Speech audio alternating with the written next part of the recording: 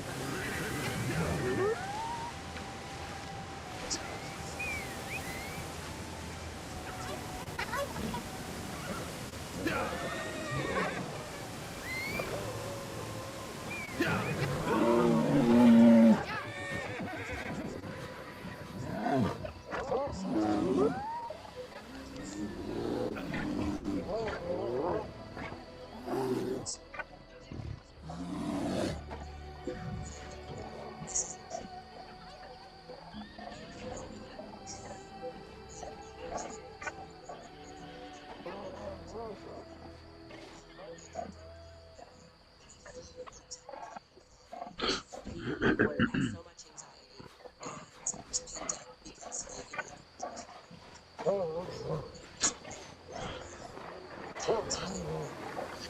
me.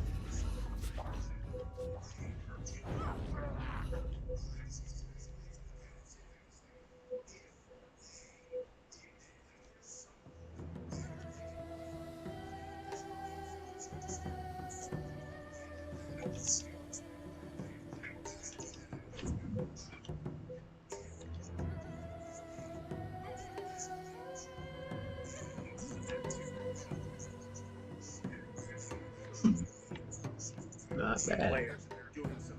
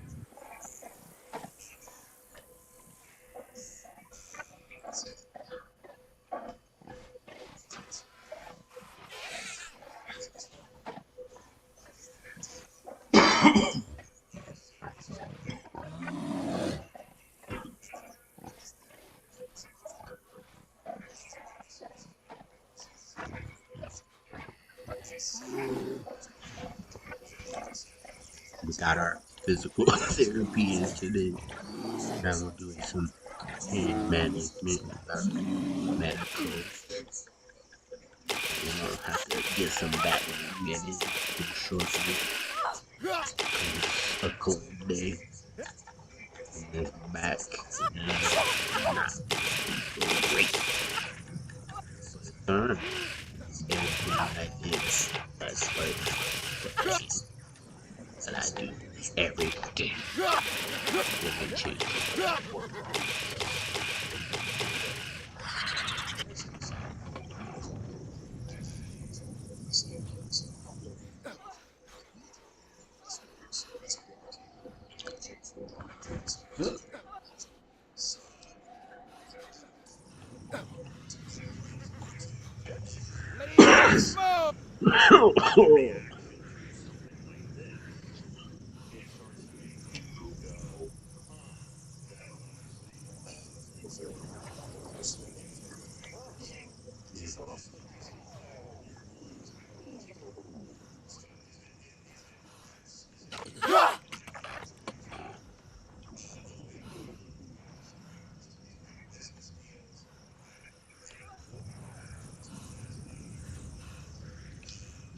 I did.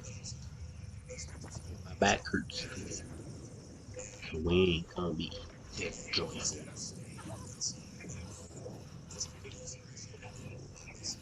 I have to take all the chase.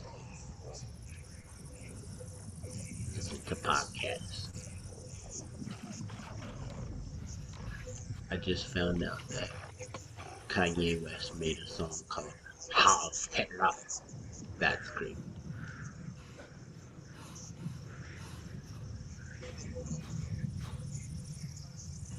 I try to look for it, but I can't find it.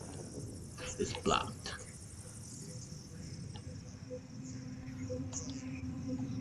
Mm-hmm. So yeah, I'm gonna sit back and let this back muscles relax. Oh.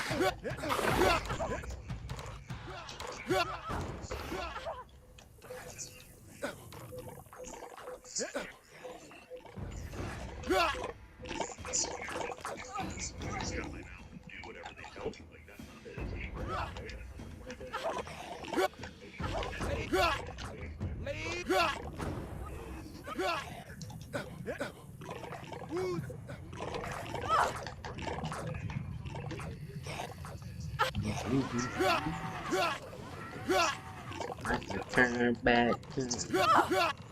I can fucking me.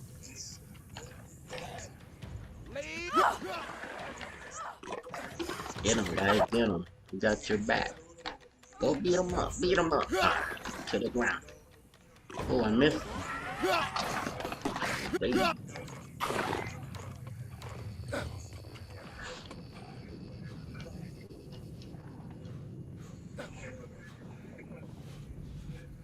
What's up?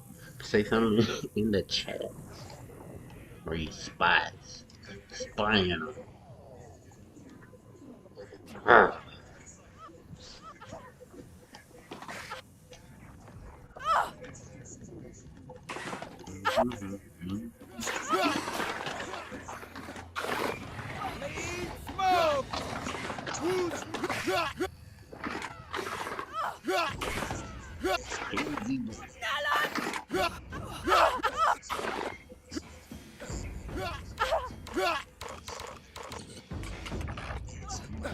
Take these ones.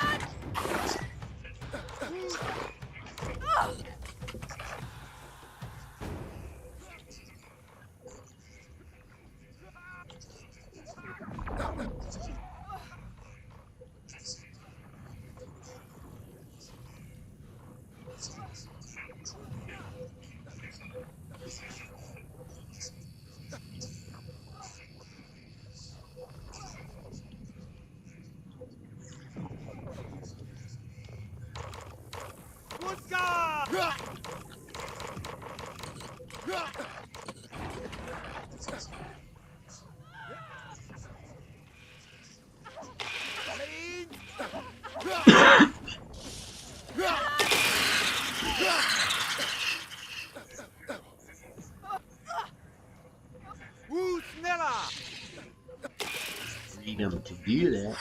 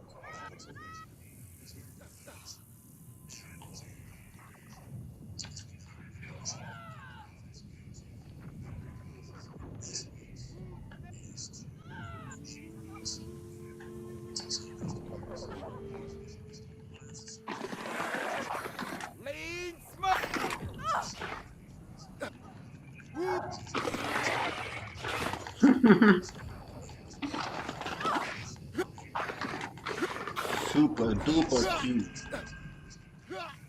I said super cute. I am.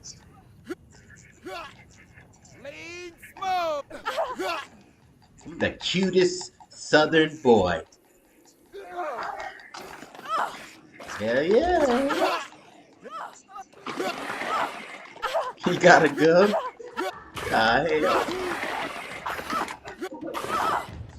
Yeah. What's he doing? Just wake up.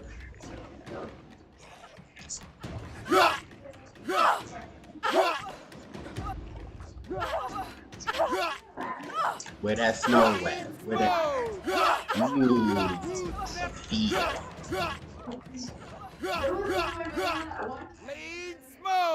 Mm-hmm.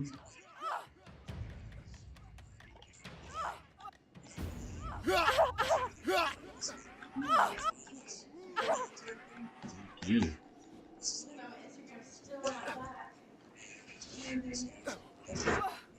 Barnacle.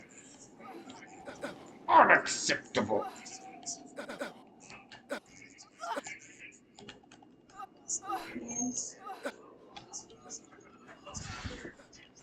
These white people playing the Nazi song in the Jew club.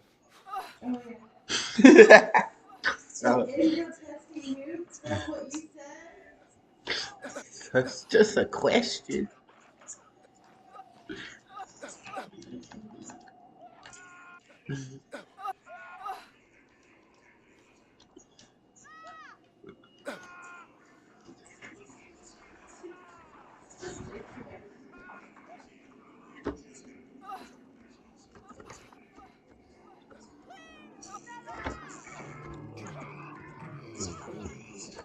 can't type right.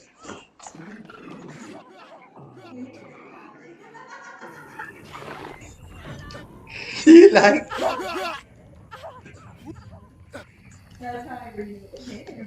he does that, girl. Shit. Lead smoke!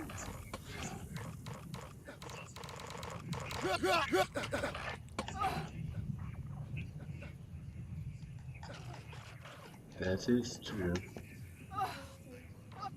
That 20-year-old in the bar, probably drinking. It's pretty wild. I didn't even think of that.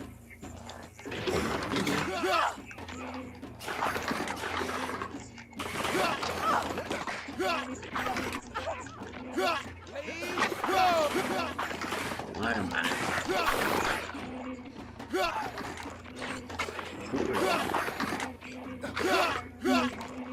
Yeah, I'm the healer. I'm the healer and the killer. Per you. Per the year.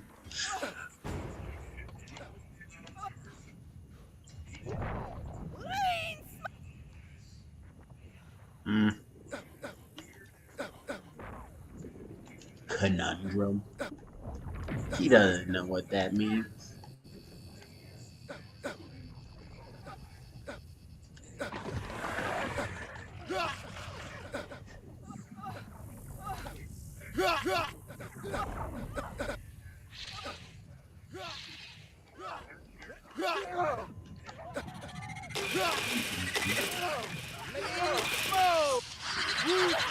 Hey, my folks.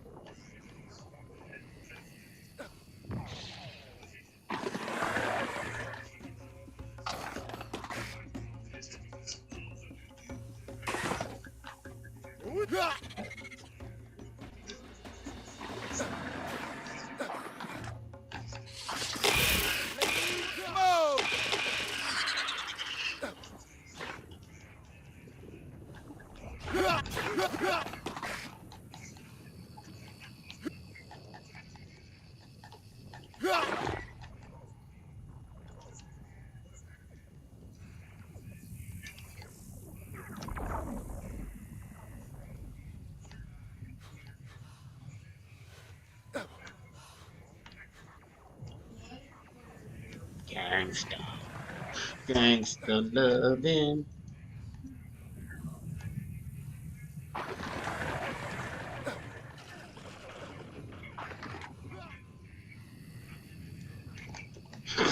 These kids just talking nonsense.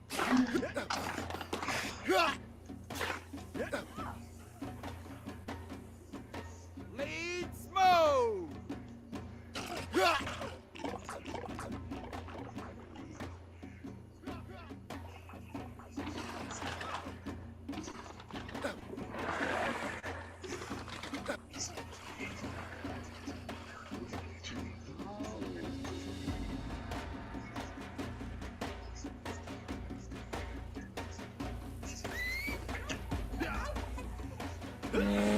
Get him! Get struck! I'm on the bug side.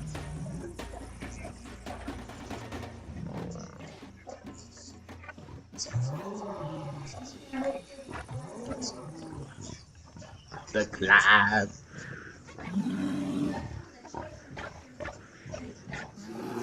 Right, they switch it again.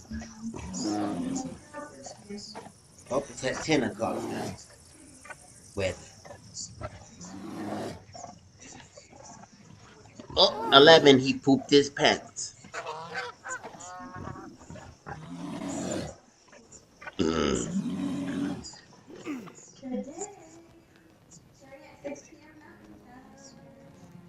Until it's not.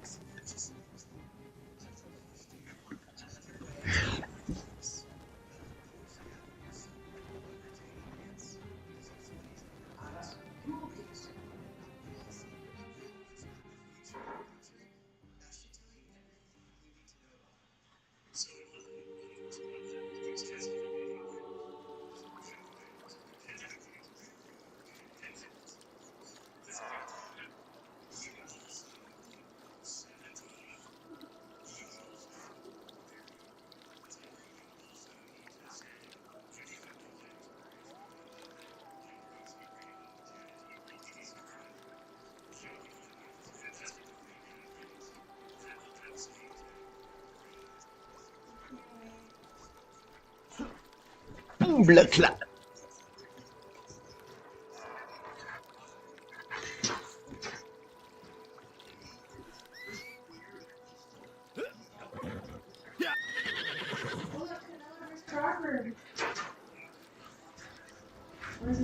That's all.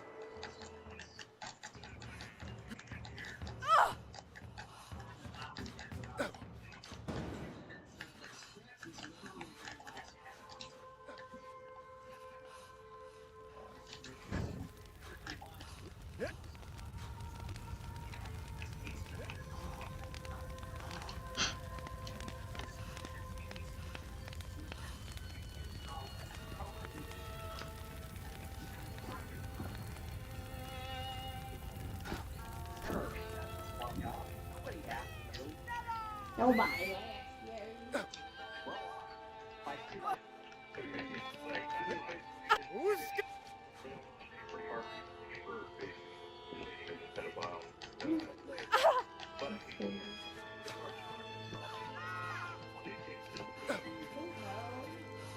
No.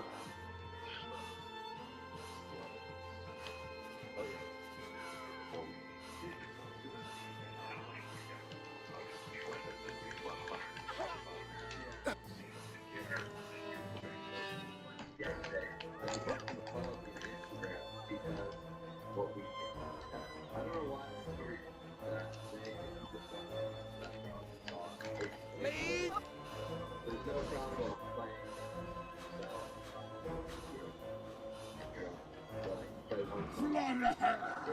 Who's got? Is this guy? Isn't that the guy that ran over someone? Mm-hmm. He's the one that got banned? Mm-hmm.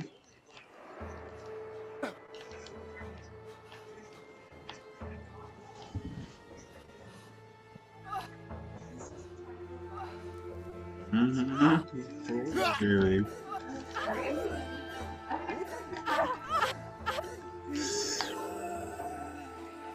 Yo.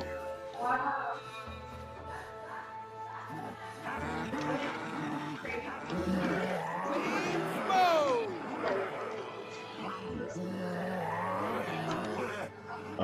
Yes. Mm-hmm.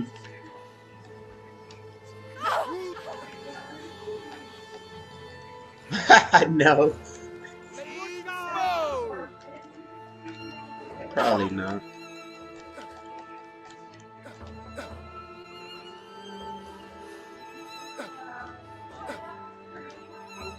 Yes. Mm-hmm. Yup. Um, eggs, I think.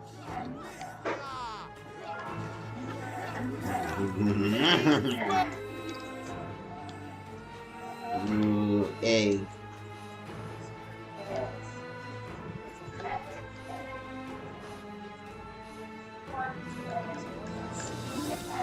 Muska!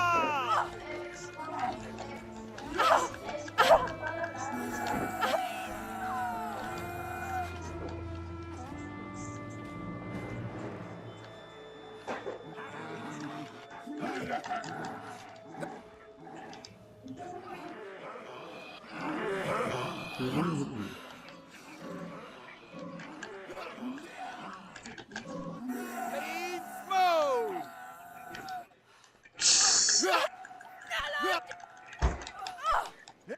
Muska!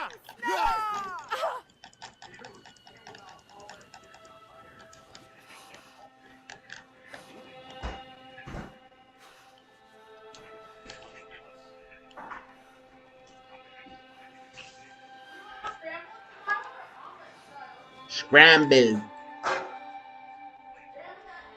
Scrambled.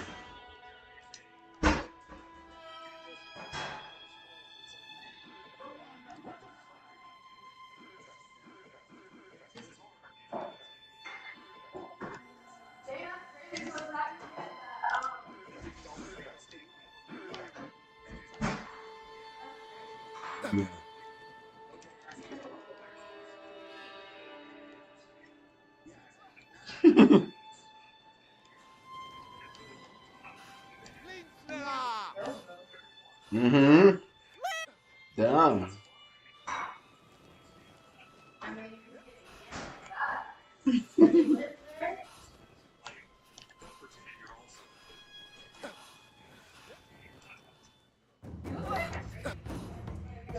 Well, he does math.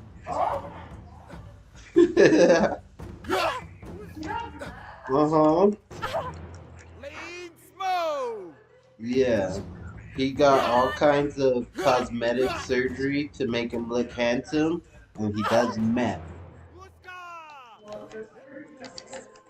You should have seen. They showed before and after pictures of him.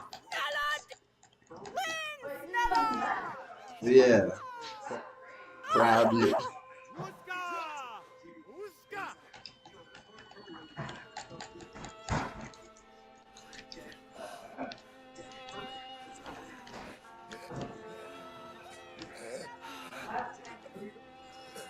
Yep, just a little bit.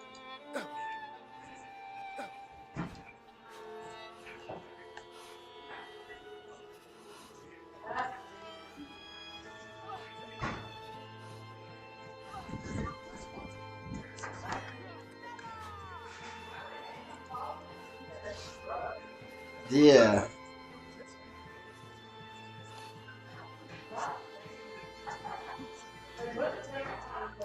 they're losing their minds. Yep.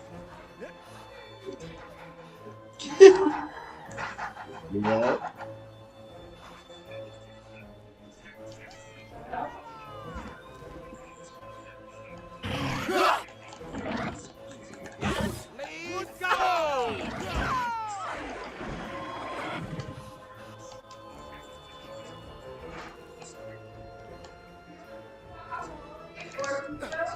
A little bit of guacamole, please. Clean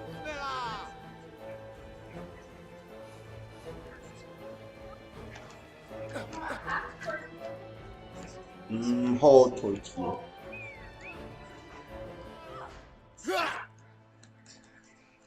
Clean smoke! What? Oh, that is the city.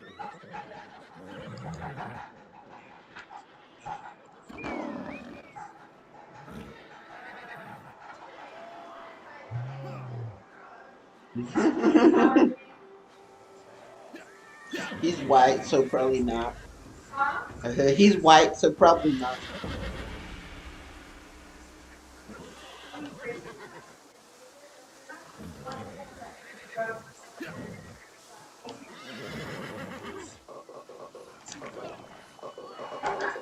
Uska! Lean smoke!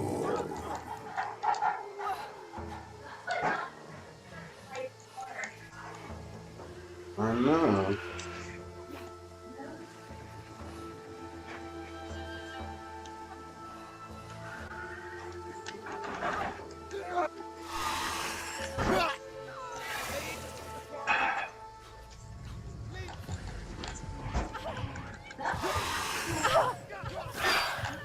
Glorify that. Lean smoke! Uska!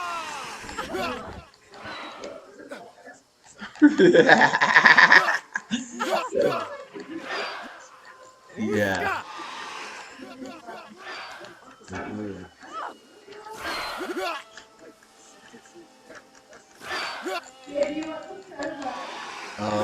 No, thank you.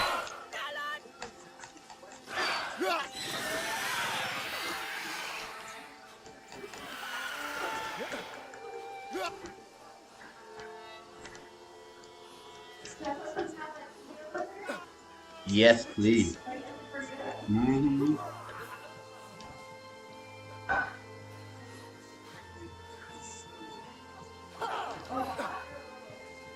A lot.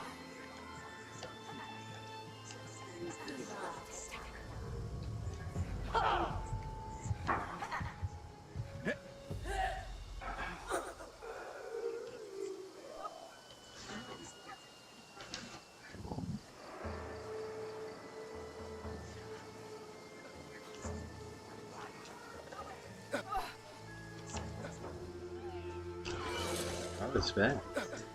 Thank you.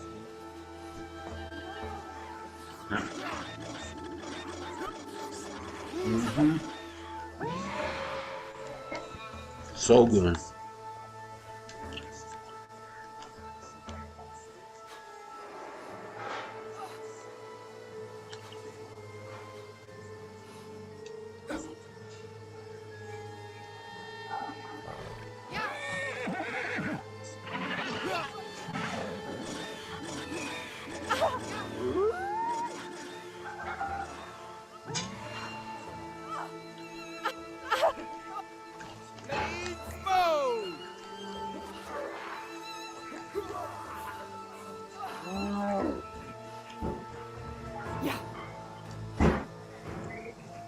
Yeah.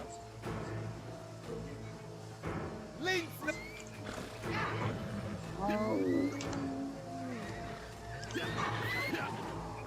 It's so good, baby. Yeah.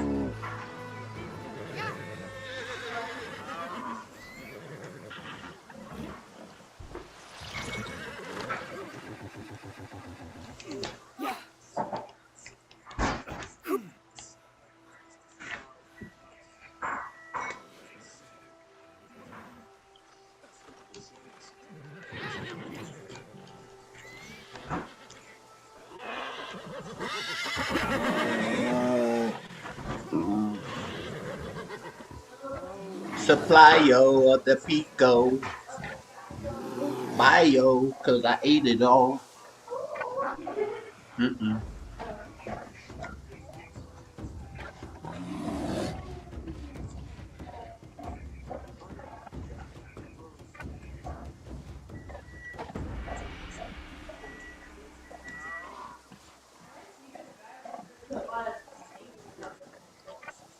Mm.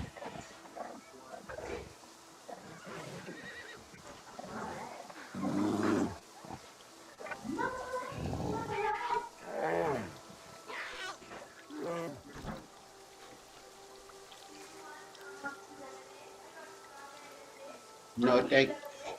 No thanks.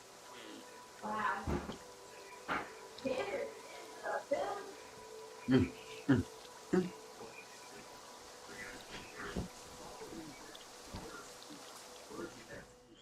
Mm-hmm.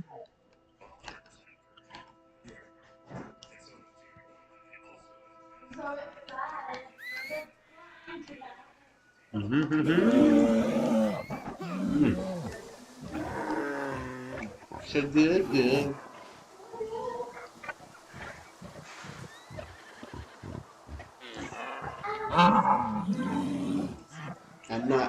I want you.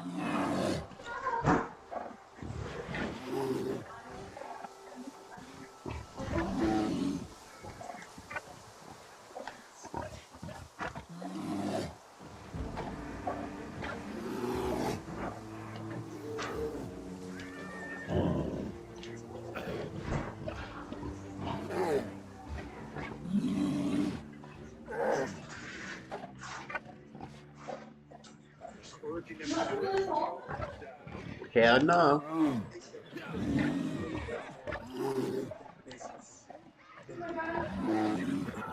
You're welcome. Mm-hmm.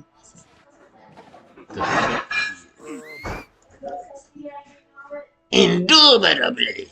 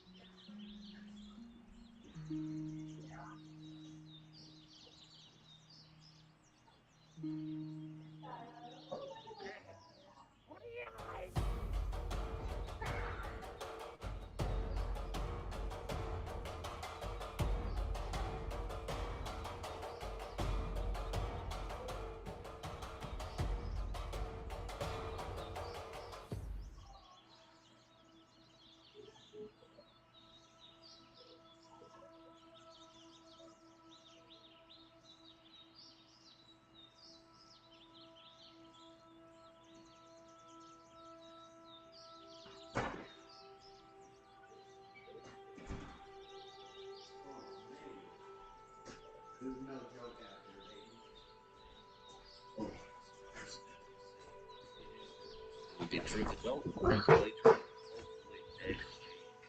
The agreement will continue to insist on total exchange, all on all, but Russia has they continue to insist that for them it's not a problem because they have more of the Ukrainian prisoners of war than they have Ukraine. Oh, Its fears taking our gas as the hostages. Well, to say who has more of the EODs, but Ukraine publishes many more of those EODs, especially right now. Sometimes it's oh, it's cold outside, people. Got my nose sniffling.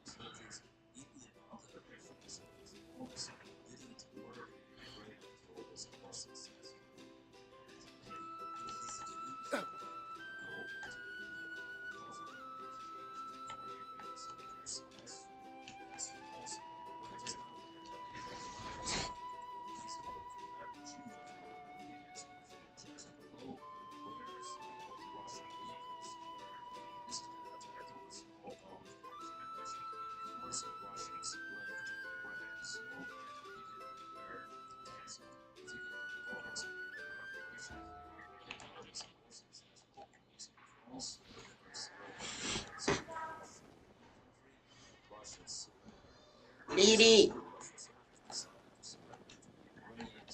Yes, I'm Sai Kumal, the alchemist. Who wants to know?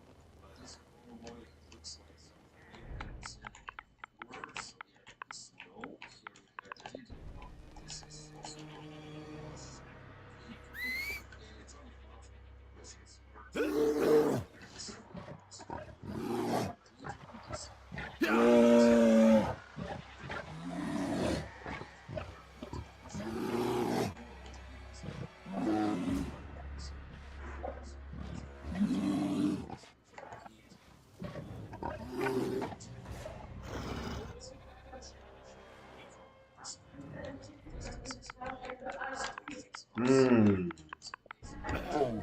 No.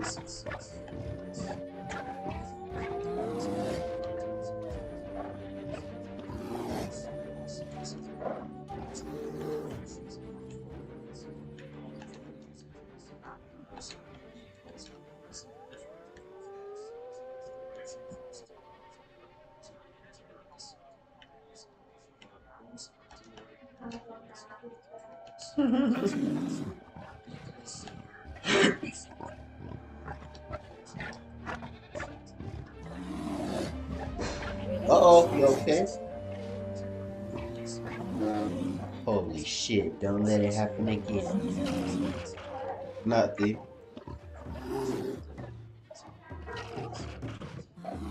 Yeah? Mm-hmm. Yep. Mm-hmm.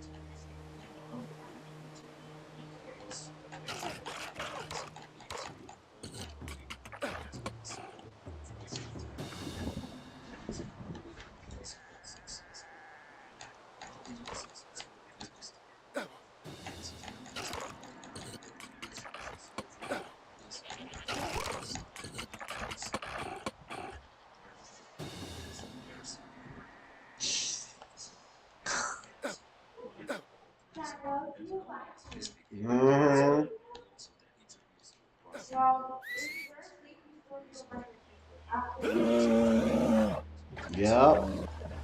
No matter what.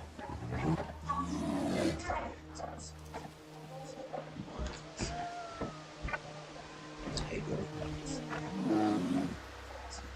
Yeah, he's Also, according to the information count programs and Reuters, there is no breakthrough. America, together with Russia, have continued to push Ukraine to make to give up Donbass remains 20%, but the most fortified area is relatively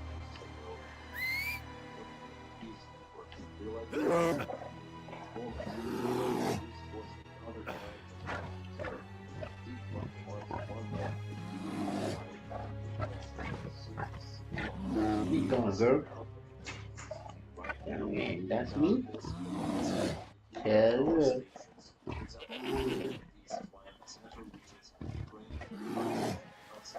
Get it. Got it. Yeah.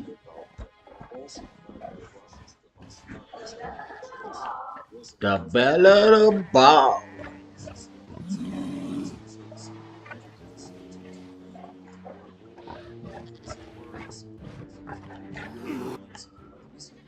Yes, I'm Sai Kumal, the alchemist.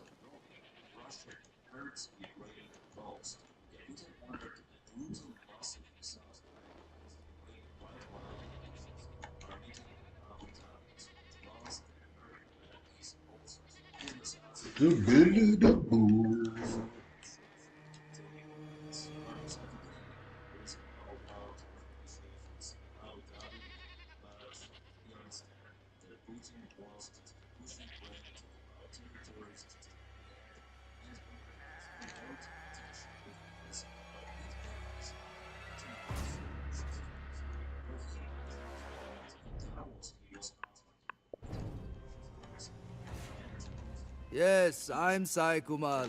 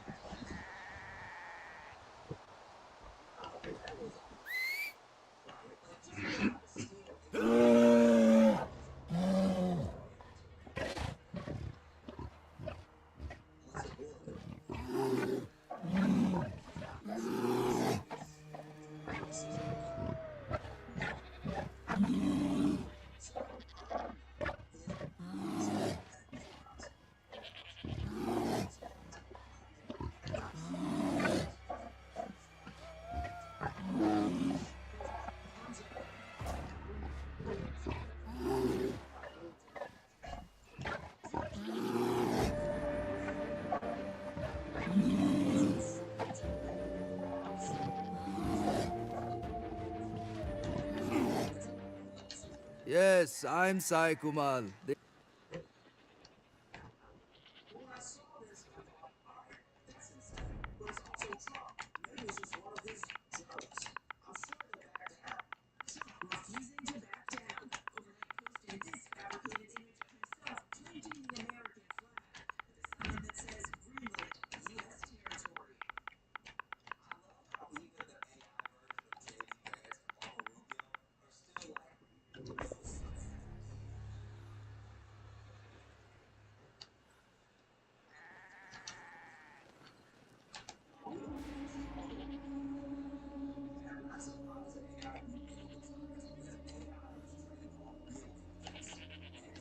Yes, I'm Sai.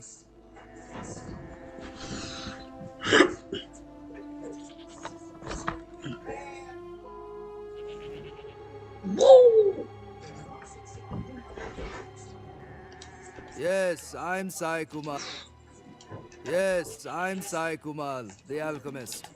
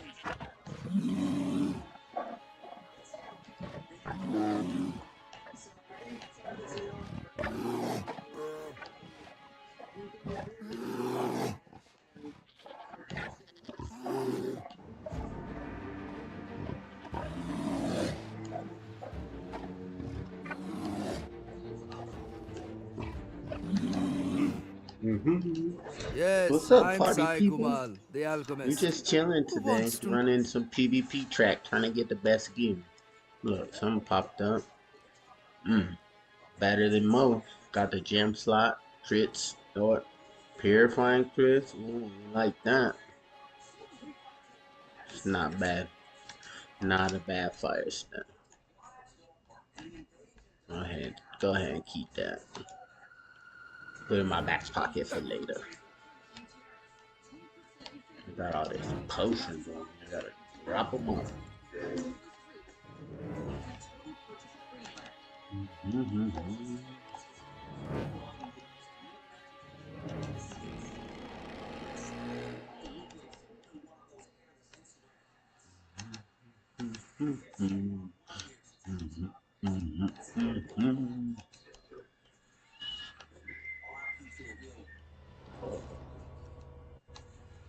All out of space. Come on. Let's go and grab stuff.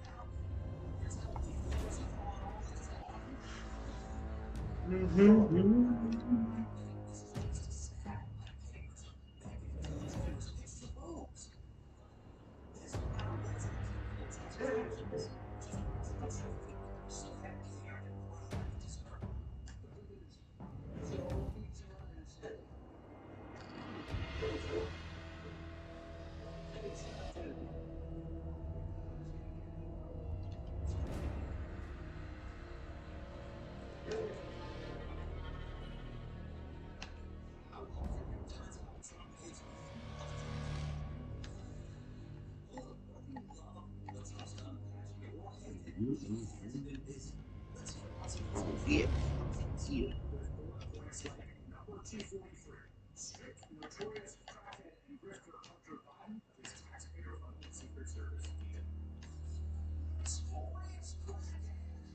The Tory is crazy.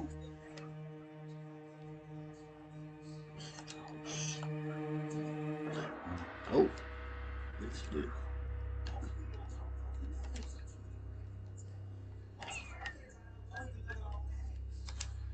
Let's do.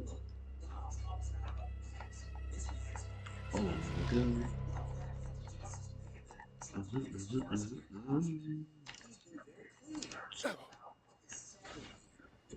I don't play with that stuff. Yes, I'm We Sai got Kumal, too the much. alchemist. I don't have enough space to do that stuff. That's better.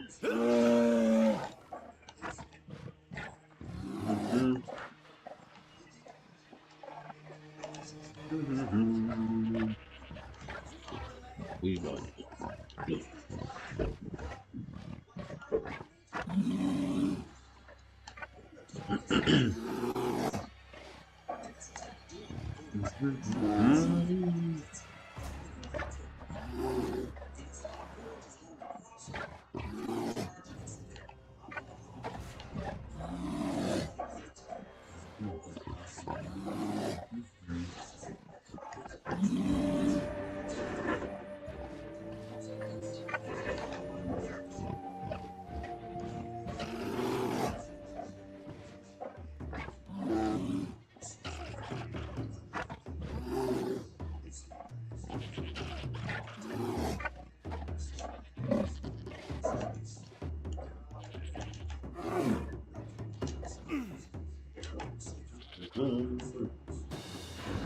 Kuya.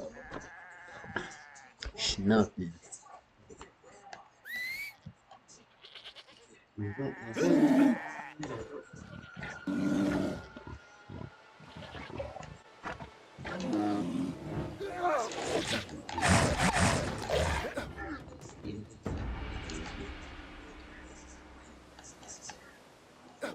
It's early and nothing.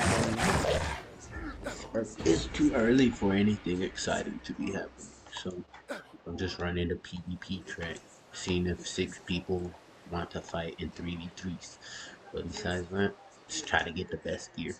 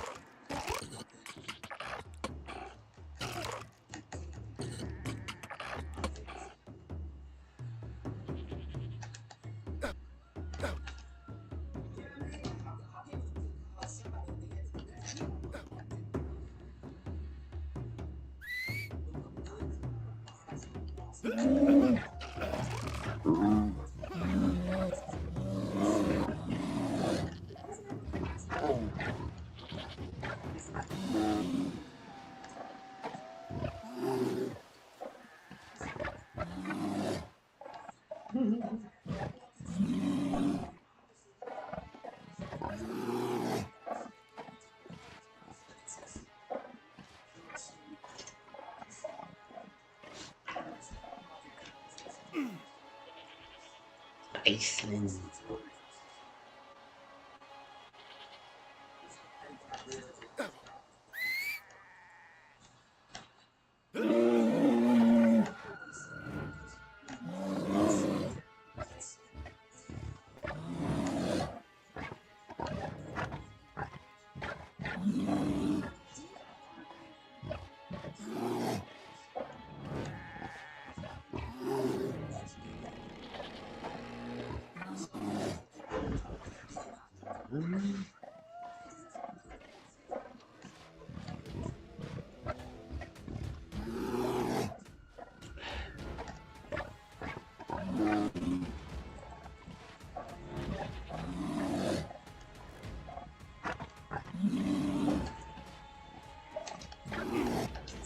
Yes, I'm Saikumal.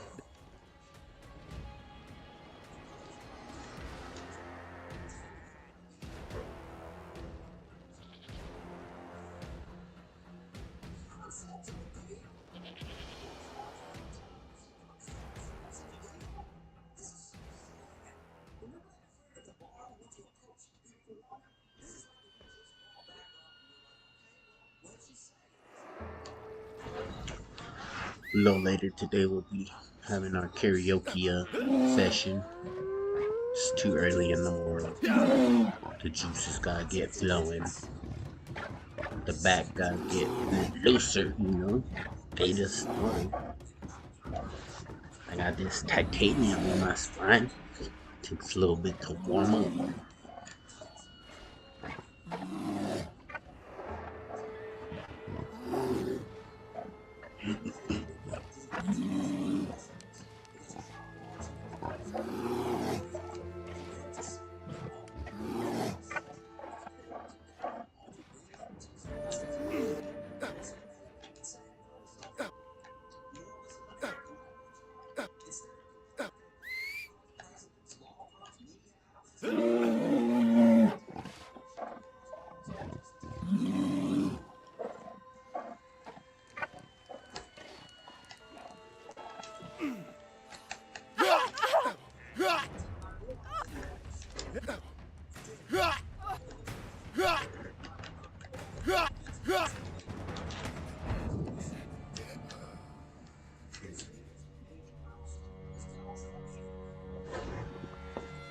I'm gonna go give him the business.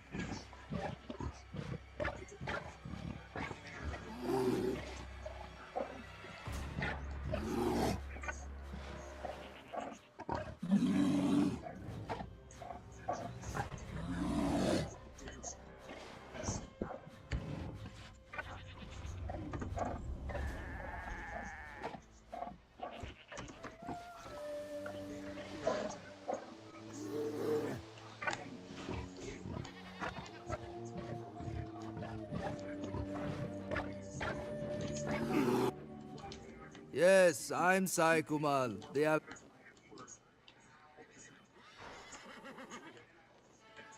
Yeah,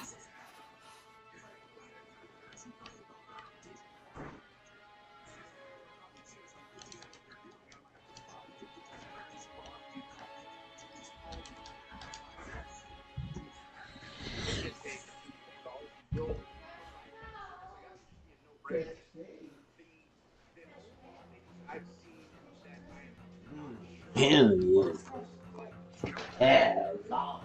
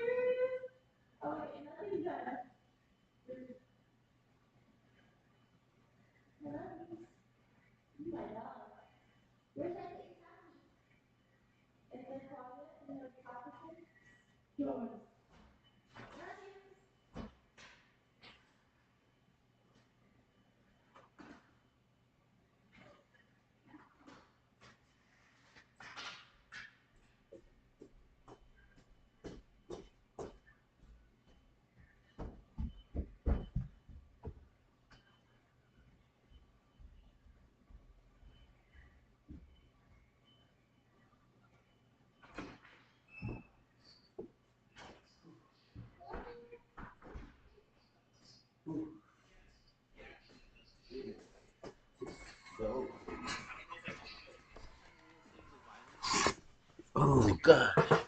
It's gone. Wow, magic. By the power of God. Mhm. With the power of something. I don't know. I see you doing this to a Bible. I don't know if you really have the Spirit of God in you, because look how you exit. Look how you exit. Go to the Bible and be like, hey, bro, whose side? Hey, whose side are you on? You guys start having this together. I don't need this to talk to these people. And that Yes, I'm Sai Kumal, the Al. because I know it's just allegations, accusations, allegedly, perhaps. Whew. It is so cold out, son. Nah. But you done. Need a tissue. I need a tissue. Yeah.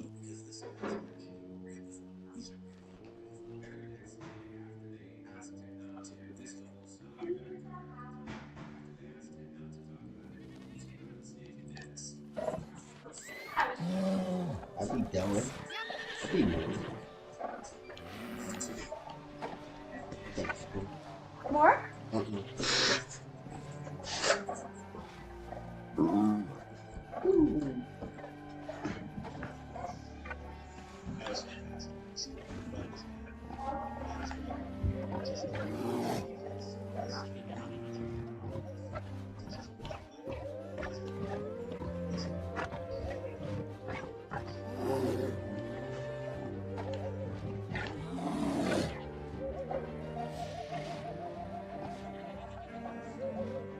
Three you in the room right now.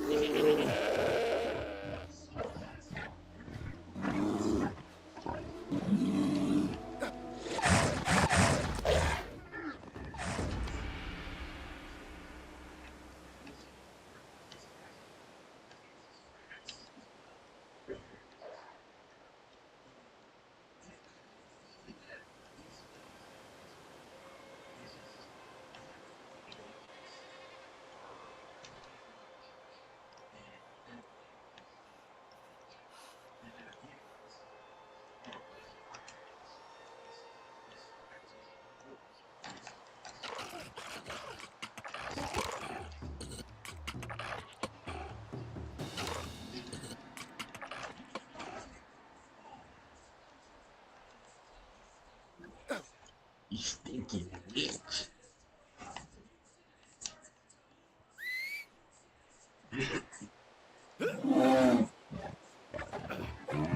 Damn bitch.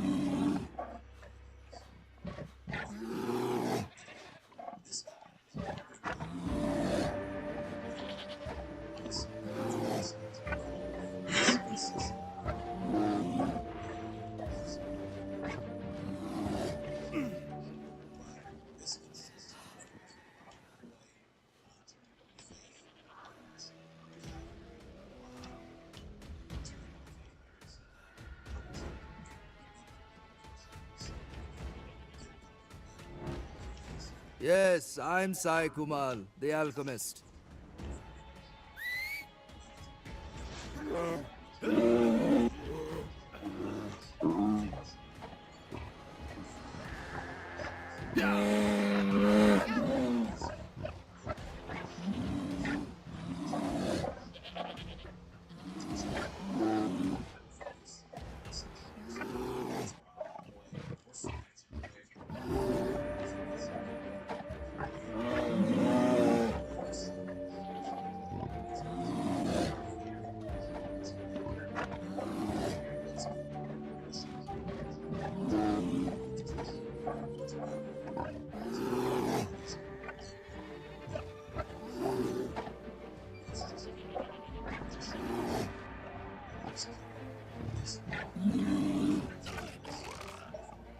Sugar tip. That's like what? Woodland Park.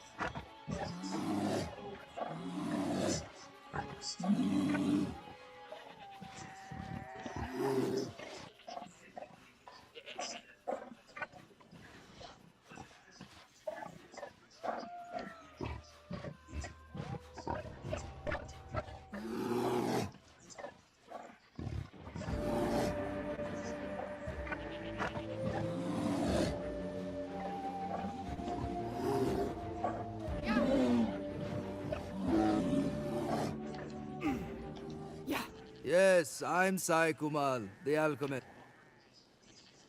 Yes, I'm Sai Kumal, the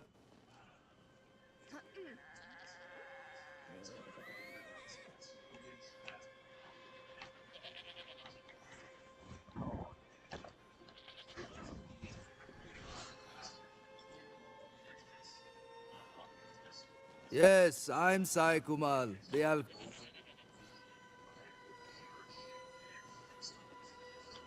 Yes, I'm Sai Kumal.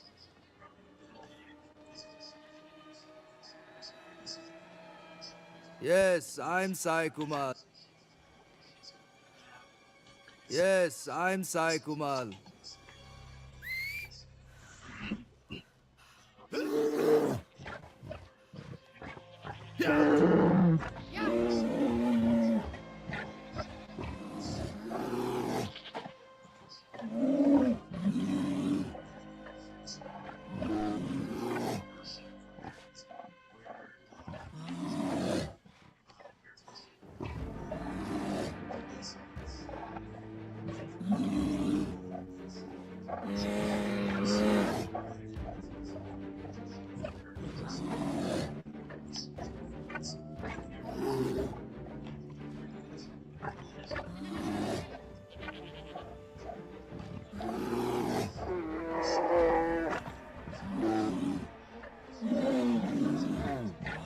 Okay, give me 2 minutes.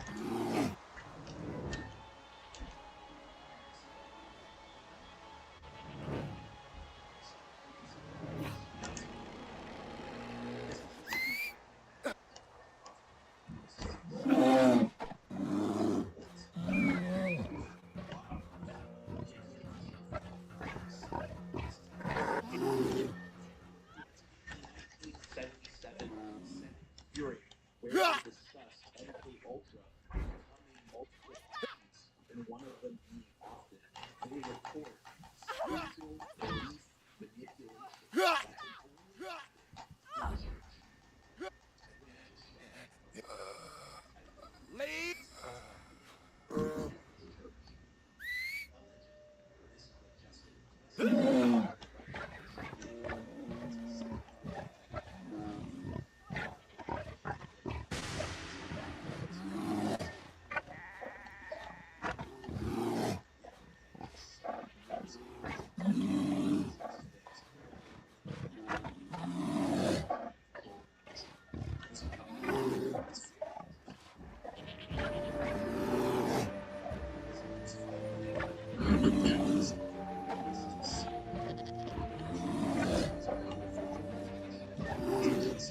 Yes, I'm Sai Kumal, the alchemist.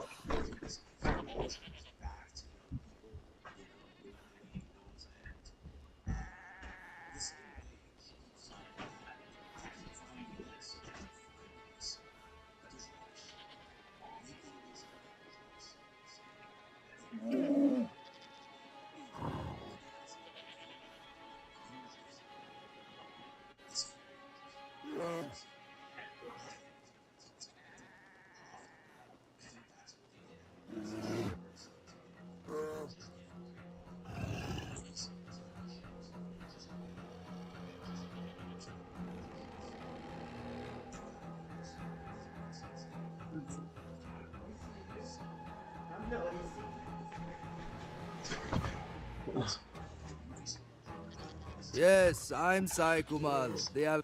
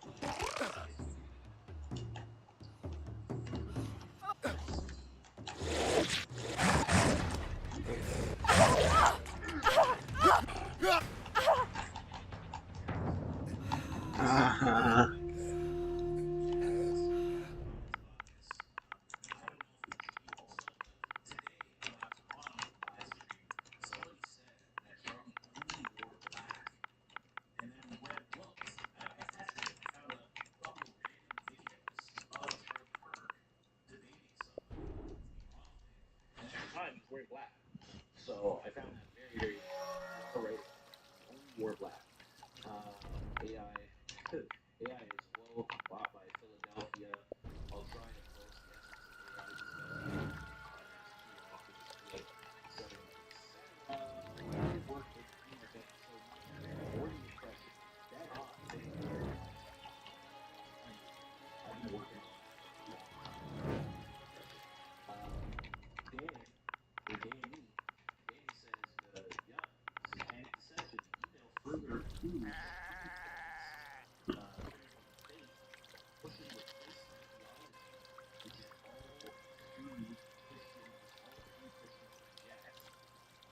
At some level, twisting misuse of scripture, emotional manipulation, and ignoring the grace of Jesus' holiness of salvation for all. Sorry, Christians. Everybody's it's apostles, saints, malpractice, false doctrine, deception, especially sweatshirt bearing nose, long leg coach, thanks.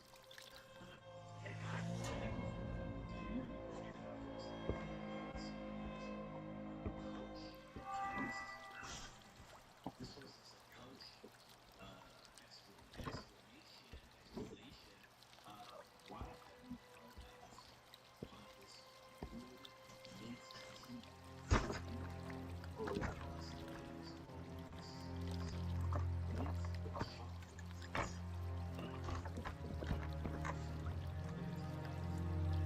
Early videos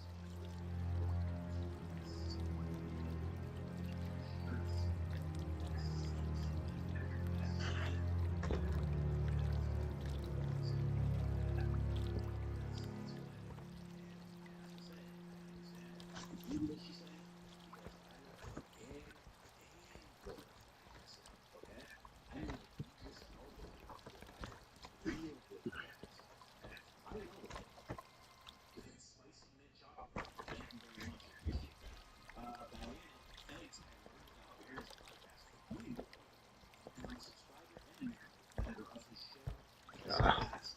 You have never your content brilliant. Thank you. God bless you. Remember that.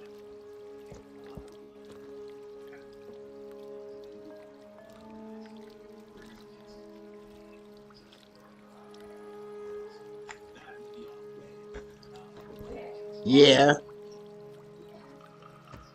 type in. I'm playing my game, babe.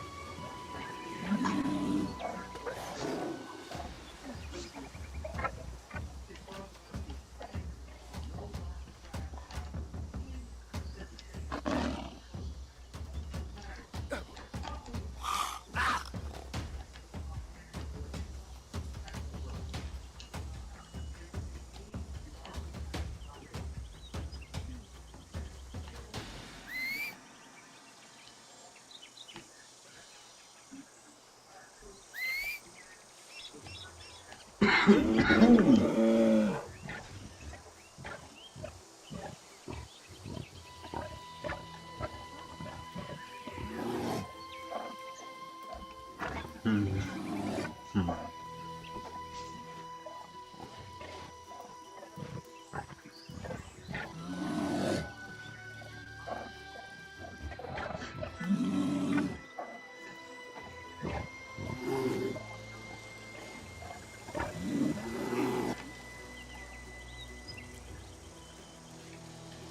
Mhm, mhm, mhm, mhm.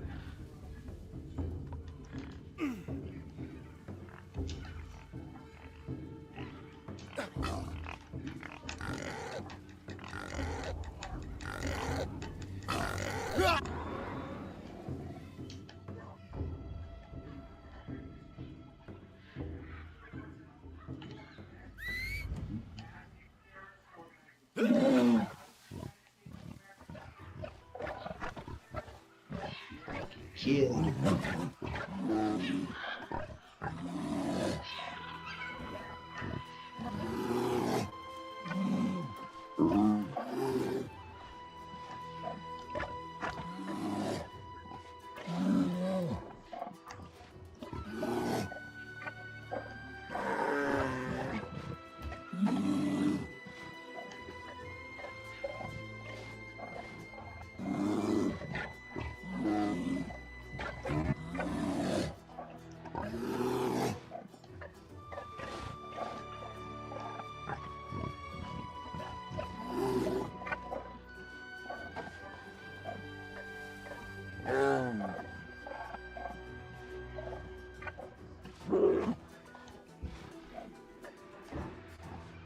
You okay, baby?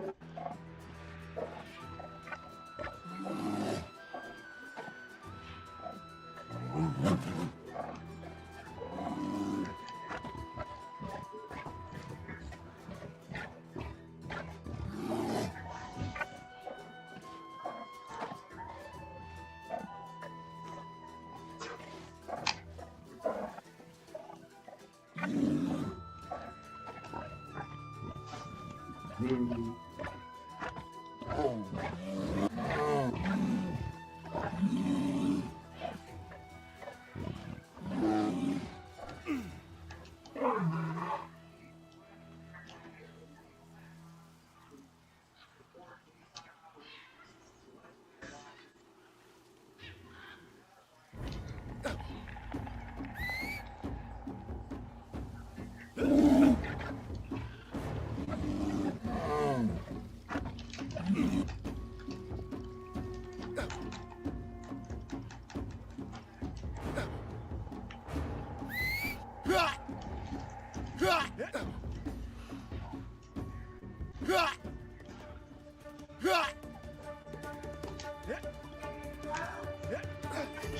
Okay, 1 second.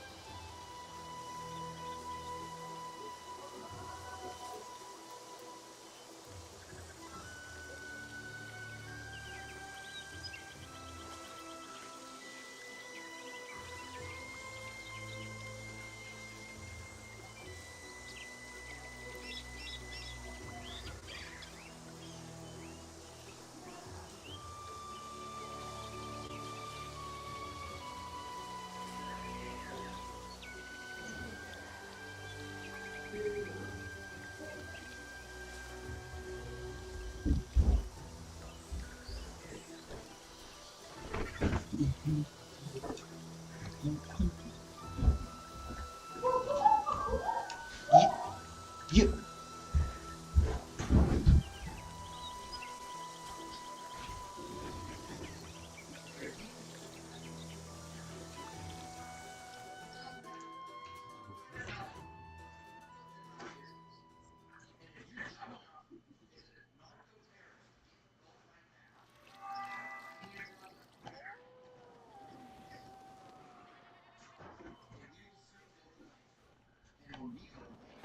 Yes, I'm Psycho. Yes, I'm Kumal, the alchemist.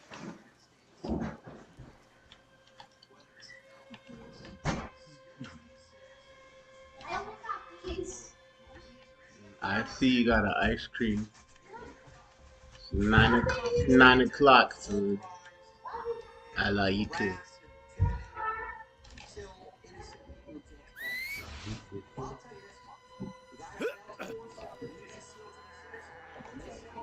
Yeah. Huh?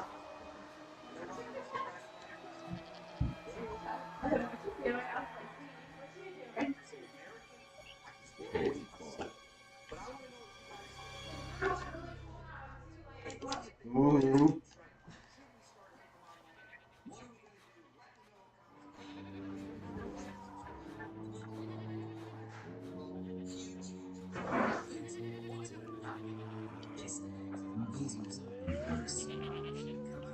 What happened, baby? Don't be doing that.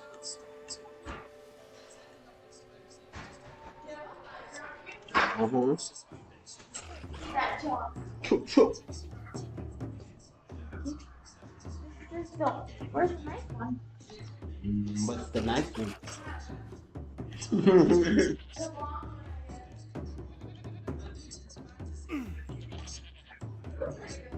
Yeah.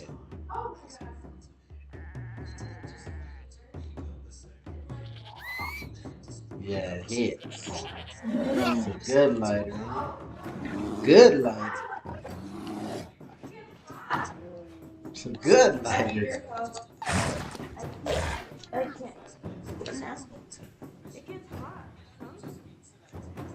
Doesn't bother. That's your life.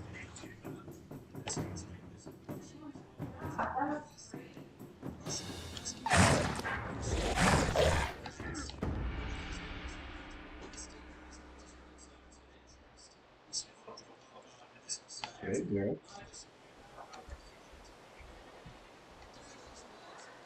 Hell yeah. Gotta come get some of that. That.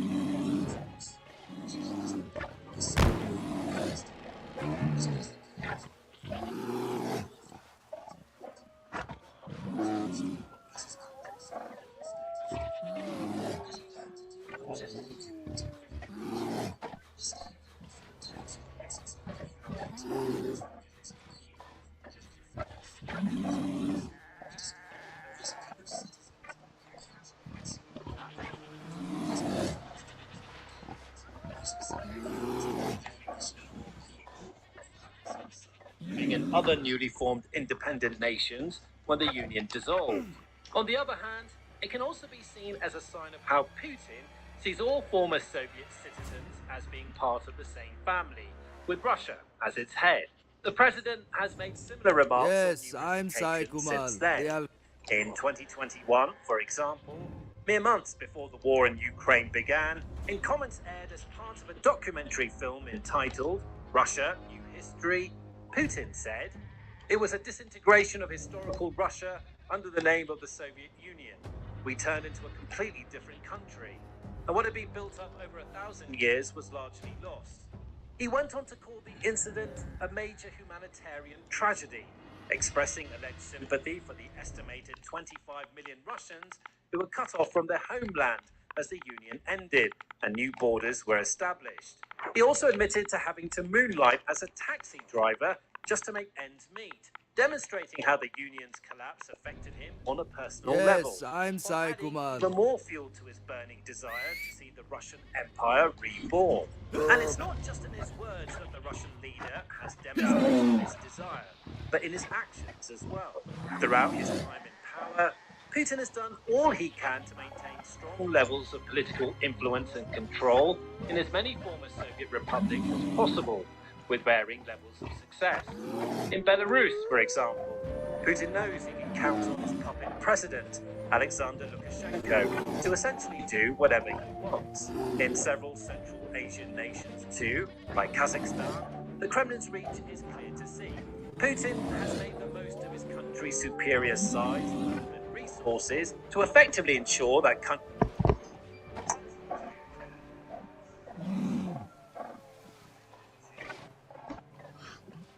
like Tajikistan, Kyrgyzstan, Turkmenistan, and Armenia have consistently relied on Russia for trade, security, and survival. Over time, however, some of the former Soviet republics have slowly but surely slipped out of Moscow's grasp. Georgia is one of them, and has shown increasing interest in becoming part of alliances like the European Union or NATO, which is one of the reasons why Putin took action against it in 2008, initiating the short-lived Russo-Georgia War. Moldova is another. Like Georgia, it's shown active interest in joining the EU and building closer bonds with Europe while breaking free of Russian control.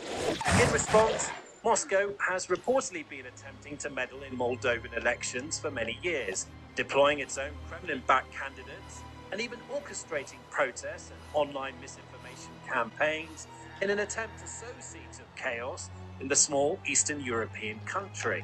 Then there's Ukraine, regularly referred to as Little Russia by Putin and other Russian officials and elites. Ukraine has long been seen as perhaps the most important piece of the puzzle in Putin's plans to restore Russia's former glory.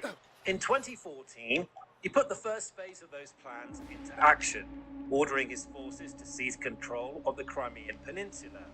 In 2022, he went much further, greenlighting the full-scale invasion of Ukraine. The president has claimed that all of Ukraine is ours and asserted the Russian and Ukrainian peoples to be one people. In doing so, he's made his position abundantly clear. Putin's invasion was never just about the Donbass, nor was it about liberating Russian and Ukrainian people from some mythical made-up fascist regime. It was always about power, conquest, and attempting to bring back the golden era of the Soviet Union, expand Moscow's sphere of influence, and keep Russia's little brother out of the hands of the Western world. But it hasn't worked, and it never will. That's according to geopolitical analyst Manuel Graziano, I former love you, professor of baby. geopolitics at Sciences I'm Po feeling at the better. Sorbonne in Paris, France. Graziano recently sat down for an interview with the Kyiv Post to express his views on Putin's hopes, ambitions, and failures in Ukraine. He was asked about the idea that Russia had some sort of geopolitical right to dominate Ukraine based on historical and cultural ties. Responding, historically and politically, such arguments have no real basis. Actually, the Russians are not claiming rights over Ukraine, they're claiming the right to rebuild the Russian Empire. Graziano continued. When Putin said in 2005 that the collapse of the Soviet Union was the greatest geopolitical catastrophe of the 20th century, he made his intentions clear.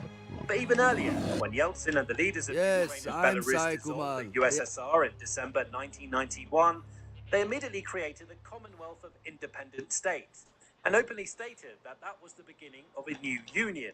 In other words, the plan to rebuild the union began the moment the Soviet Union fell apart. Putin intended to revive that plan. He went on to explain that any Yes, such I'm plan Sai. would have to start not with Central Asian nations like Uzbekistan and Kazakhstan, but the Slavic nations like Belarus and Ukraine, where so much of traditional Russian culture came from. As the geopolitical analyst notes, after securing control over Belarus, Ukraine was next, and not just the 21% of Ukrainian territory currently under dispute. The plan was to take all of Ukraine. If Russia succeeded, it would claim legitimacy to reclaim the rest of the former empire. Perhaps not the Baltic states, but certainly Yes, the I'm Caucasus Sai and Kumal. Central Asia. Graziano went on to state that Russia has not only failed in Ukraine, but has suffered much greater losses than Putin might ever have imagined, with former allies turning their back on the Kremlin as the country's war machine continues to toil on the front lines. Instead, Russia has shot itself in the foot. This war has costed the influence it still had in the Caucasus and has pushed Central Asian states away. Russia is fighting a war it's visibly incapable of winning. The Battle of Stalingrad lasted 6.5 months. The battle for Pokros has dragged on for 18 months and is still unresolved. The fact that Russia captured only 1% more of Ukraine in all of 2025 should settle the debate. Russia is not winning this war. These aren't opinions, but facts, grounded in reality and backed by real data. There's no doubt at all that the war has not gone to plan for Putin by any stretch of the imagination. Back when it all began, he and many other high-ranking Russian officials reportedly believed that the invasion would be over and done with within a matter of days. FSB agents were already lining up the next pro-Russian regime that was set to take over control of Kyiv once current President Volodymyr Zelensky was removed from power, and Moscow soldiers were ready to don their parade uniforms and raise the Russian tricolour flag high and proud in the streets of Ukraine. It was supposed to be a crushing victory, a clear statement of Russian intent, a moment of rebirth and reconstruction for the entire former Soviet region, a moment that would do what Putin had wanted to do for so long and make Russia as feared and respected as it once had been. It was also supposed to define Putin's entire legacy, marking his place in the history books, ensuring he would be remembered with the same reverence and respect as the Russian Tsars of eras past, like Peter the Great, who Putin has likened himself to on several occasions. Well, the invasion will indeed most likely be what Putin is best remembered for. But his name won't go down in history associated with some grand victory or glorious Russian rebirth. Instead, he'll forever be known as the man who, through his own greed and hubris, broke Russia to bits. Because that's exactly what's happening. Both at home and beyond its borders, Russia is falling apart. Domestically, the country is facing some of the biggest and most challenging crises in its history, all of which are connected to the war. Firstly, there's the huge loss of life caused by the conflict itself, with a recent report from the United Kingdom's Ministry of Defence suggesting that Russia has suffered more than 1.1 million casualties since the war began. That means countless families far and wide across the country have been forced to bid farewell to fathers, sons, brothers, and husbands. Others have, at least, been able to welcome their relatives home. But many will suffer severe physical and mental effects of the conflict for years to come, if not for the rest of their lives. This in turn can only have a negative impact on Putin's popularity, as even the most hardened Russian nationalists begin to wonder how and why a war that was supposed to be over in a few days has dragged on for so long and led to such devastating losses. Then there are the economic impacts. Prior to the invasion, Russia's economy wasn't the best in the world, but it was largely steady and stable, forged on the strong foundations of the country's impressive energy and oil industries. The country also had a healthy national wealth fund, with large reserves of both rubles and various international currencies, combined with strong trade links across Europe, Asia, and beyond. In the years since the Kremlin's forces entered Ukraine, Russia's economy has continued to grow, but only slowly and unevenly. After initial disruption, GDP expanded by roughly 3.6% in 2023 and 3.8% in 2024, according to IMF estimates, with growth expected to slow sharply in 2025 and 2026. Western sanctions have crippled the country's banks and businesses, cutting their connections with many markets and international trade partners. The value of the ruble has nosedived. The wealth fund has been depleted, and many of the country's once strong industries have been reduced to a fraction of their former size, cannibalized by the all-consuming military defense complex, which is now the only thing keeping the country from plunging into a historic recession. Everyone in Russia is feeling the heat. From the elites and oligarchs who have had their assets frozen and wealth levels slashed to simple Russian families, who are struggling more than ever to afford the most basic everyday essentials like food, housing, and fuel. And speaking of fuel, that too was once an integral element of Russia's strength and standing, with dozens of countries relying on its vast oil reserves to meet their energy needs. Now, Russian exporters are running out of countries to sell to. As sanctions become stricter, average barrel prices decline, and an increasing number of nations back away from buying Moscow's resources, seeking alternative options elsewhere. Ukraine has also played its part in this crisis, cleverly striking at fuel-related infrastructure across occupied territories and Russian regions, crippling the country's production capacities and hitting the Kremlin where it hurts most, their bank accounts. These many factors have all led to increasing unrest and even murmurs of separatism and rebellion in regions all over Russia, from those closest to Ukraine to those in the Far East, thousands of miles from Moscow and Kyiv. Protests have erupted in the Altai region, for example, where people are increasingly sick and tired of being dictated to by authoritarian oligarchs. In the Sakha Republic, too, which covers some 3 million square kilometers of Siberia, separatist sentiments are spreading, with even local elected officials speaking out against the Kremlin. Meanwhile, in Ingushetia, in the North Caucasus, partisan forces like the Ingush Liberation Army are regularly carrying out actual organized attacks on Russian agents, like FSB officers and border guards. If Russia's economic issues, labor shortages, and other crises continue, which is almost sure to happen so long as the war rages on, then these movements too will grow and spread even further.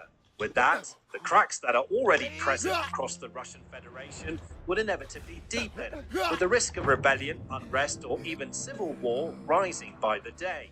Beyond Russia's borders, it's a similar story.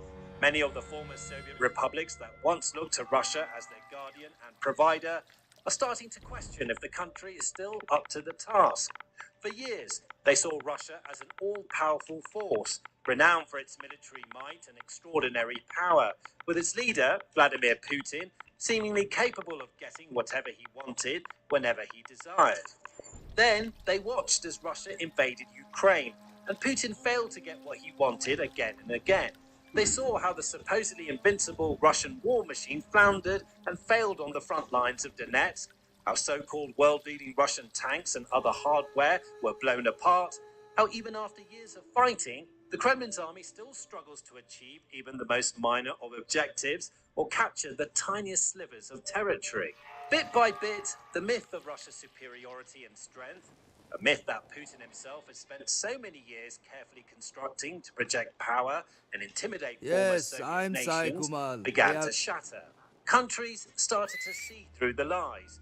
They realized that Russia wasn't, in fact, as powerful as it had claimed. After all, it couldn't even win a war or gain ground against a far smaller and weaker opponent. As that happened, many of those same countries started to reassess their relationships with Russia. We've seen the likes of Armenia and Azerbaijan slowly drift away from the Kremlin's control, for example, with the latter, in particular, taking active steps toward building better bonds with other countries in order to reduce its reliance on Russia. Across Central Asia, too, many of the former Soviet states that have clung to Russia since the early 1990s have started to rewrite their foreign policies. Places like Uzbekistan and Kazakhstan are, for example, exploring new trade routes and international connections, realizing at last that there are other ways for them to function and survive, and that they This is what they're doing. This has nothing to do with safety.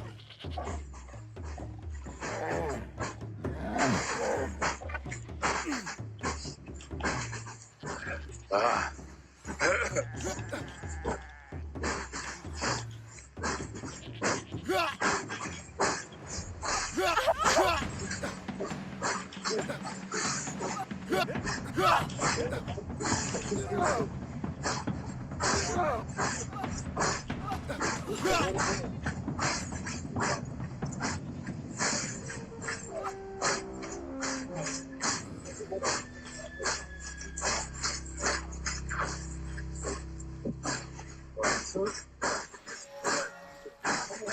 As I think John was probably just describing to you there, I had paused for just a moment to put on my respirator, anticipating even more tear gas being deployed out here.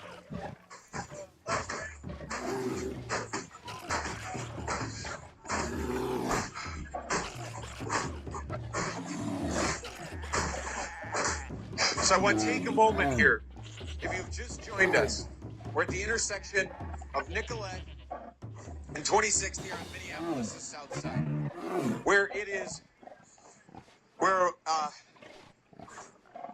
in response to news that is circulating among the activist community here that I have not been able to confirm, that the federal government shot another person. There's video circulating on social media right now that shows federal agents, a group of them, wrestling a man to the ground. And as he is laying on the ground, an agent shoots him, it seems like maybe several times. And then there are the people recording the video are screaming out in horror at what they're seeing. So that video is making the rounds. The news of this shooting is making the rounds of the supposed shooting is making the rounds here in the activist community, and it's prompting this response from a city that has already lost Renee Good, a mother who was shot and killed several blocks from where we're standing, but also here on Minneapolis' South Side, who was taken from this city. And already so many conversations that we have had with people here in this community over the last several months, or over the last several weeks since her shooting, talking about how can the city be made whole. Of course it can't when it loses one member. And now another person supposedly shot by the federal government. On even just the news of that circulating in group chats and other forms that activists are using to communicate, this video on social media is enough to spark this city to renewed action and renewed resistance against the Trump administration. John and I are seeing some activity here on the south side of the intersection. So we're just making our way that way now. I think it would be a good idea to go around here, John, and get the full 360 view. Well, everybody's still...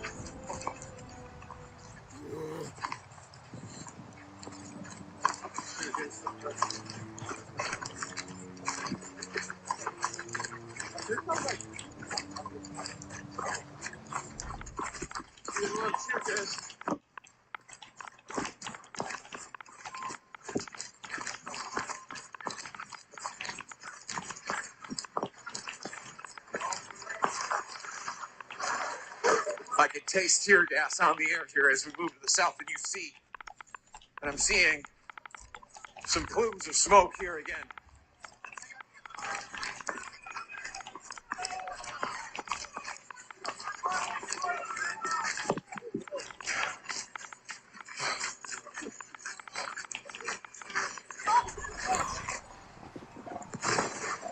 You hear those booms that are likely flashbang grenades going off.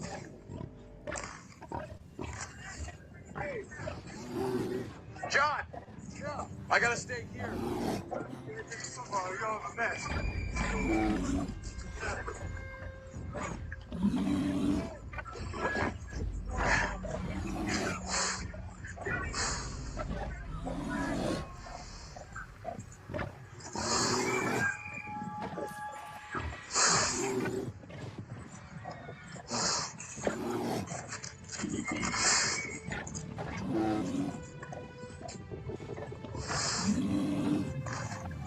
You're looking here to the intersection of Nicolette and 27. Our federal agents are firing off more tear gas canisters and what sounds like flashbang grenades.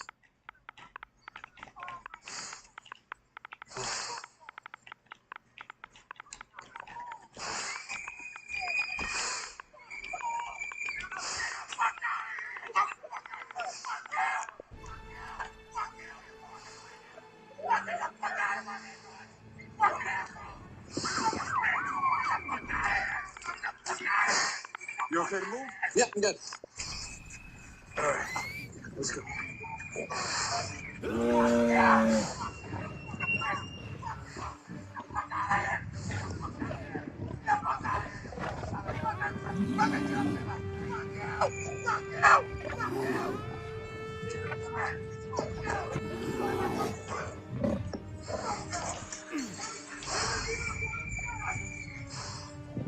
Don't send the bell, settle full stop. Okay, 7 people for no reason. Okay, go for it. Fucking God! Fuck these motherfuckers! Fuck them! Fuck you guys! Relation Mike too? Yeah, okay. You fucking losers!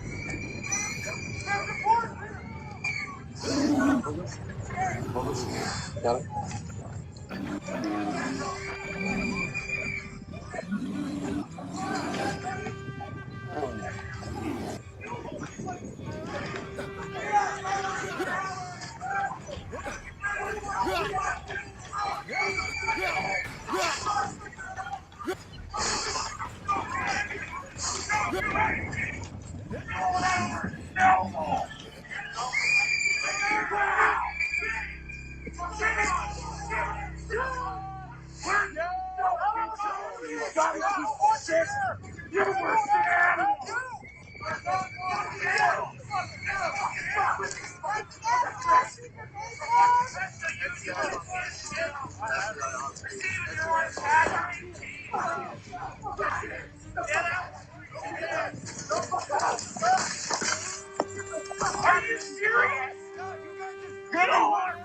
More tear gas canisters were just deployed, putting right at our feet there. Actually, that was those are flashbang grenades. Their agents were spraying out pepper spray.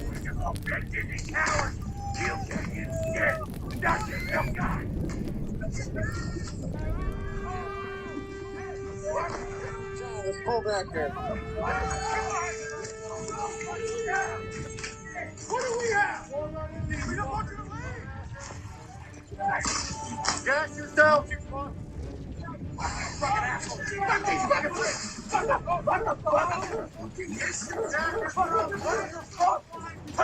there, the agents are firing off gas, firing off tear gas, firing off pepper spray, firing off flashbang grenades into this crowd just for walking up to them and protesting.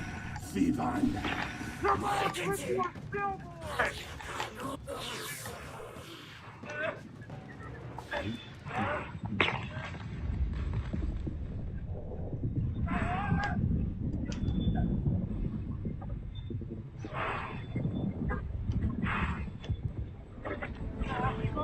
What?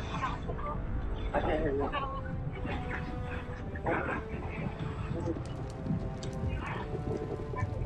Maybe some gas. Maybe sacrifice it. Gilbert! It's dark! Let go! Tranquility! On fire! Trump can't stay now! Trump cannot pardon you, pussy!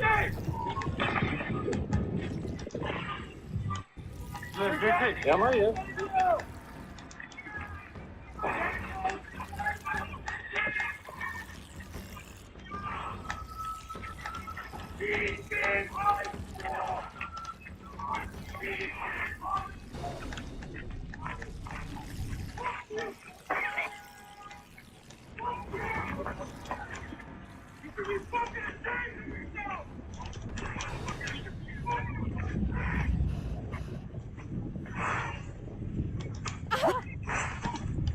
John is clambered up onto a snowbank here next to several other press.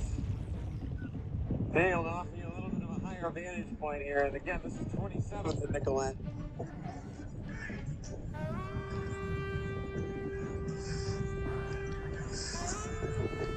Where we don't see the same local or state police presence that we do at that last intersection we were just at.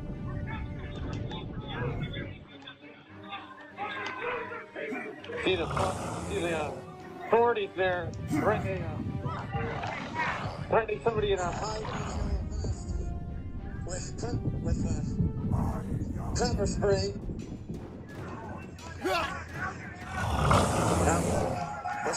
Pushing him back.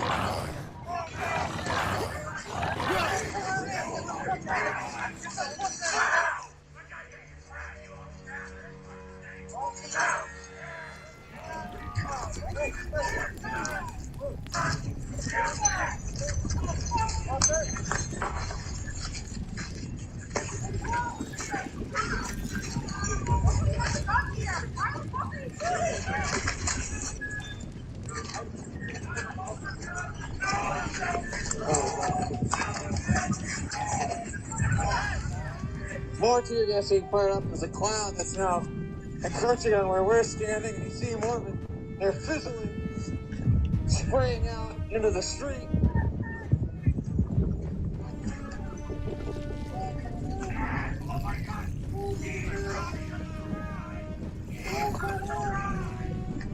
You see there, the federal agents are moving up.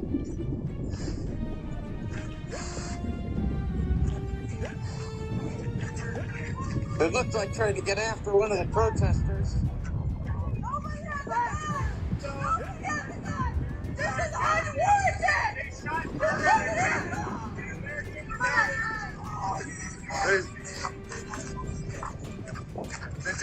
I'm with you. Cover your eyes. We're about to go through.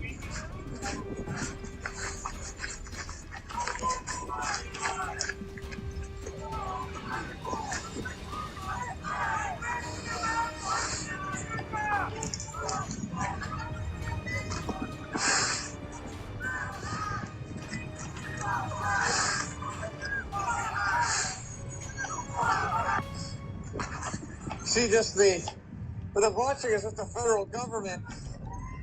Just every time the protesters move up, Nicolette, the federal government just fires a new round of flashbang grenades and tear gas canisters. Seemingly as people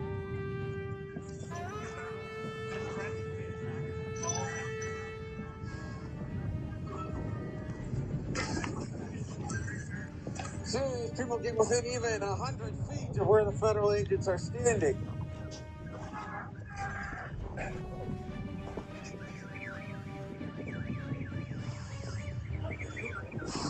Cover your eyes. Keep your eyes up. Keep them close for a while. Alright, let's get out of here.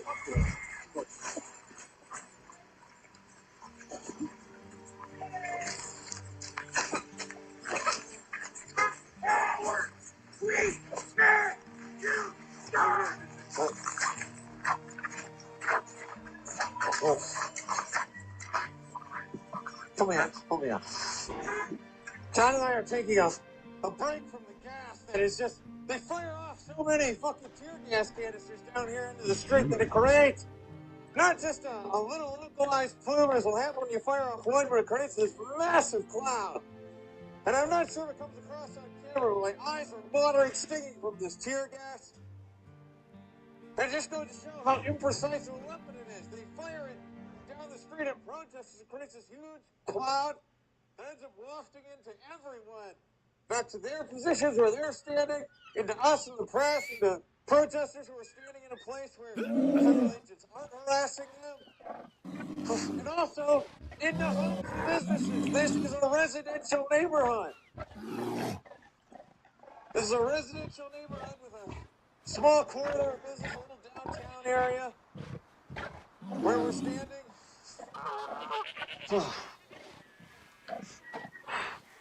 So don't let the Trump administration try to spin anything that they're doing down here tactic-wise as being in some way targeted. Much like their immigration enforcement efforts, when they use these weapons, it targets everybody. It gets everybody. Just like their immigration net that they are throwing down over this city, over this region right now. They profile everybody. They are not targeting just a few people who are the worst of the worst, as the Trump administration likes to try to spin it. Just like their clouds of tear gas, it envelops everyone, either directly or indirectly. Okay? Yeah.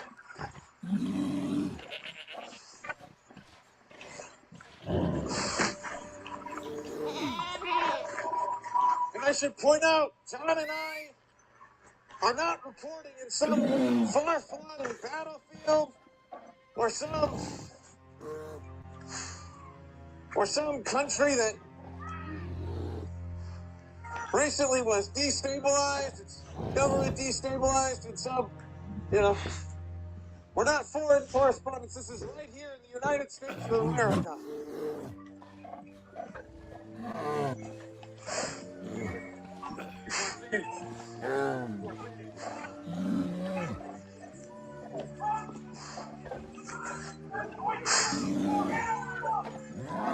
Every round of tear gas that you see fired off here, every squirt of the spray bottle of the pepper spray, that's tax dollars at work. The point I try to make every time the federal government does this, it always has the money, it seems. The Trump administration always has the money to victimize its people, its citizens, its constituents. It's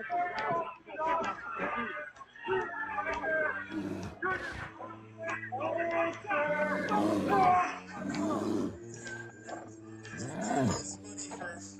for healthcare, for education, for things that actually happen. The tear gas protesters, journalists, regular civilians. Yeah, just people, by the way. We're watching somebody in a wheelchair who just wheeled up to the federal agents. Up to the crime scene tape and is now wheeling their way closer to 26th and Nicolette for being stopped by federal agents.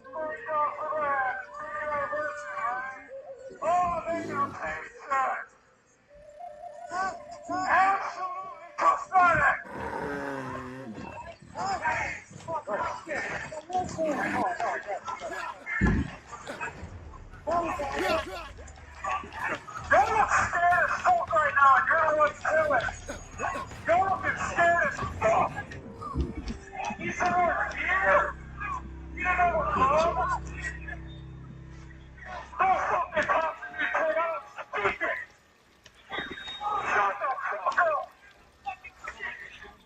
Don't look at me. Don't look at my fucking eyes. You guys are making sad as fuck. We don't like you. Not this thing. We don't like you. Smile and ass motherfucker.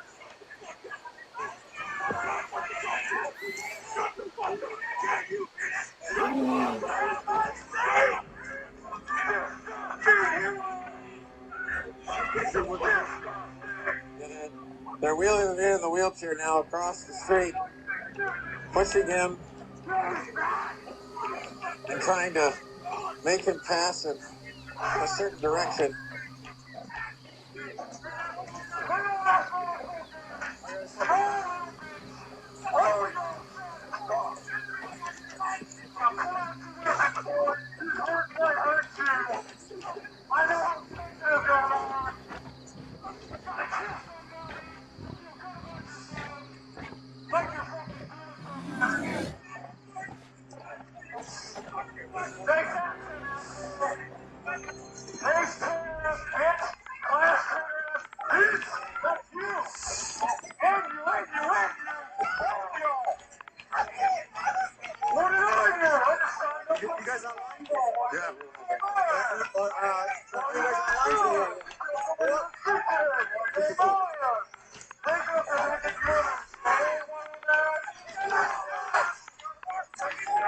You hear that crowd that is gathered here on Nicolette.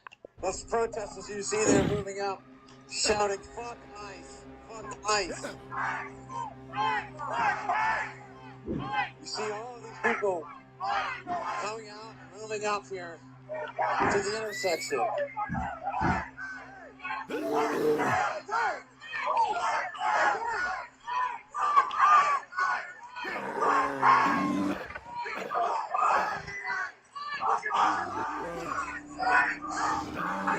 is a taste of the rage that we've heard from so many Minnesotans lately. When I asked them how they are processing Renee Good's death in the weeks onwards. Oh, you see them out there spraying pepper spray.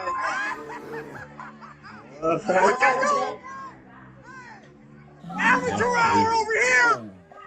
Look at yourself!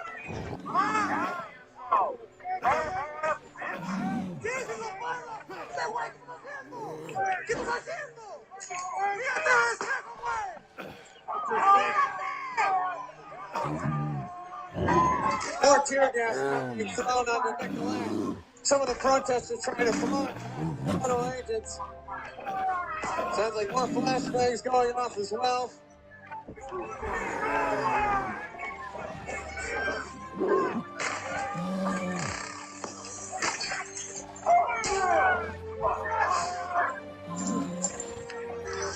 They see federal agents moving out on 27th now, running after some of the protesters. Seems like trying to effect an arrest.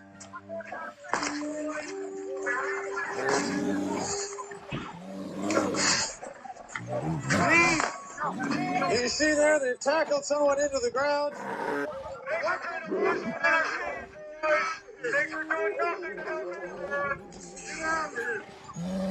Why? What they got? Fucking ass!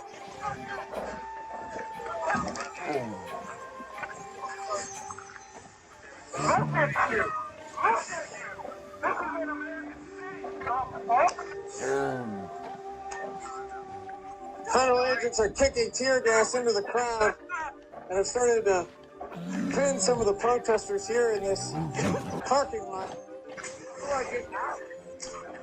I don't. Come here. You can't get out of here. Yeah, we can go this way now. Yeah. Go.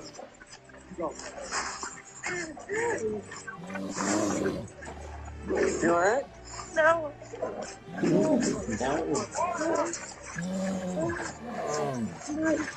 Hey. Water! Water here.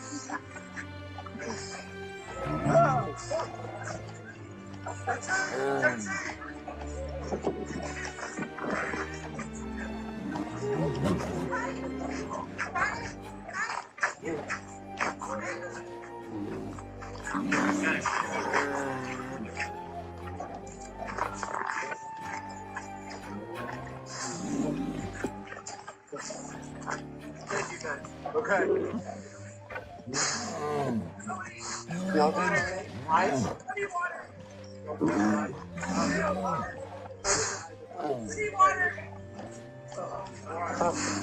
John and I are shaking off the effects of that tear gas right now. We're out here to be journalists, but we're people first. And there were people who, federal agents, trapped in a parking lot there.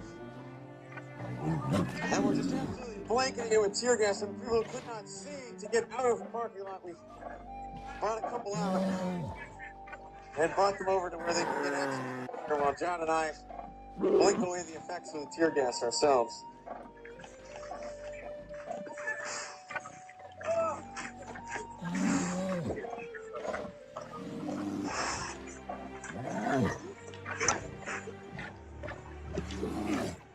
But I'll note that there are people in houses down there who are tossing water bottles out their windows.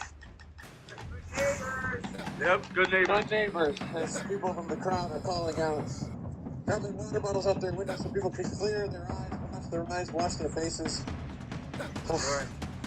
Try to better themselves. What's that? Nah, brother. Pretty indiscriminately gassing. Yeah, hell yeah, bro. I'm gonna turn the camera on and see it. I literally. Yeah, so I can see the other side of the road. Big gas. Big gas. All these. I want Yeah. down that fucking car. Thank you. When did you get down there? I got down here like right after someone got shot. I think. You've been down here for a while now. Yeah. Would you mind if I interviewed you just about the accident scene? Sure. Yeah. Mask on. Yeah.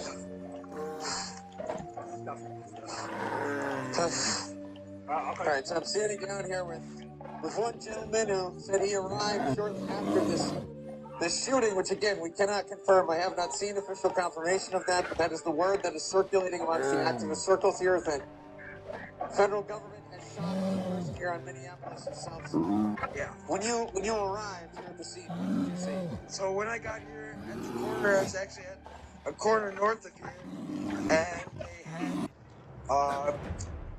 police, whatever, I don't even know what to call them. They're not cops, they're not ICE, they're Nazis. They're just standing at the side of the street. People were mad. More and more people kept coming. People were mad, yelling at them. They had everything blocked off. And then we got word that they shot someone.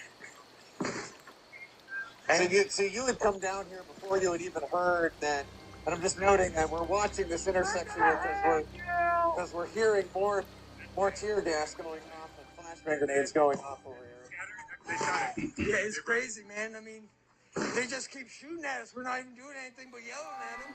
I think maybe someone threw a snowball. That's about it. But that's about it. No one's doing anything violent. I'm screaming at them. I'm losing my voice just because I'm so fucking pissed. And they're trying to create a scene. They're trying to create a scene so they can get the military down here and make us a full-on police state. It's fucking bullshit. Do you think that this is all just a pretext? It's about soliciting these scenes of chaos to try and get Absolutely. the military in American city streets? They've outnumbered the cops 3-1. We try asking the cops what's going on. They say they don't know. When they show up here and they leave, they're in on it. They gotta prove that they're not in on it. Same with Walls and fucking Frey. They gotta get out here and fucking yell at these motherfuckers like we are. People don't fucking believe us. I work an hour away from Minneapolis, and the people out there think we're all lying. They think they're just taking quote-unquote illegal immigrants. They just want the people that are causing crime. It's bullshit. It's all media bullshit. I mean, sad as you guys keep it real. The same Mercado Media, you guys have been the only ones out here getting tear gassed, doing the real shit. These motherfuckers don't know what they're doing. So you want to see your leaders in the street? What else do you want to see them do as a way to push back on this violence that we're seeing here with our own eyes? It's happening right down the street. Something's better than nothing. If you don't want the civilians out in the street protecting ourselves, far as we can tell, nobody's out here protecting us. We're the only ones protecting ourselves. All right, I don't want to hold you too long, man. Just so you keep your head on a swivel. Stay safe, all right? Please, guys. Yep. All right, take care. So I just want to know, John, if you just want to show really quick, they're building another roadblock here. It's the same scene that we saw a block up from where we were standing. But this is what people are doing out here, building up these little roadblocks, little defenses, taking shelter behind them.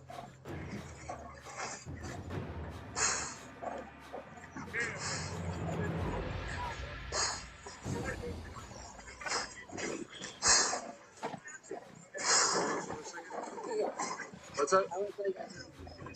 Oh, thank you. I'm not local news.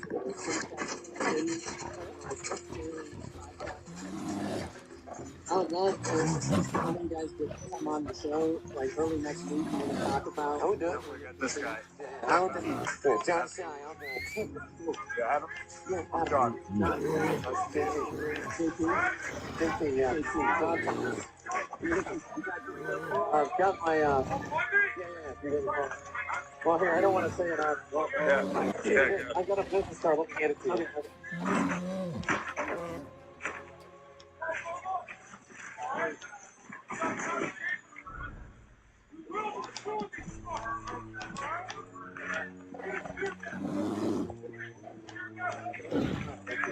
JT, I'll be right here. Sir, they're also violating your First Amendment rights to free speech and freedom of assembly, okay? But you gotta make sure you don't engage physically. Alright? James Cook. James Cook here. Feel free to pass my number far and wide. Post it on your socials.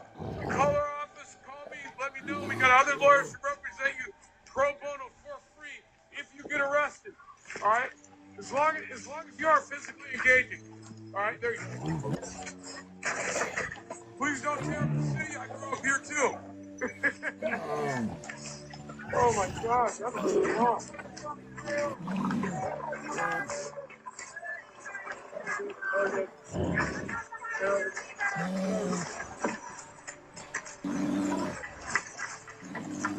But I don't want to show it on camera here just to avoid identifying people who live in the neighborhood. But what we just saw play out here behind the camera was that barricade we showed you just a few moments ago. The protesters moved aside pretty quickly to allow someone who lives here in the neighborhood to get their car through and out of this area. And they're putting the barricade back into place now. No. They're like frosted. Yeah.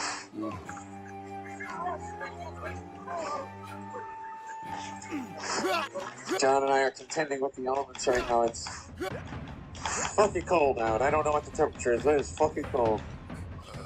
And it's below zero. And John's wearing goggles to protect his eyes. And they're frosting over from the condensation inside. So we're trying to give him a moment to clear those off so that he can see and protect himself from the tear gas. Just clip that.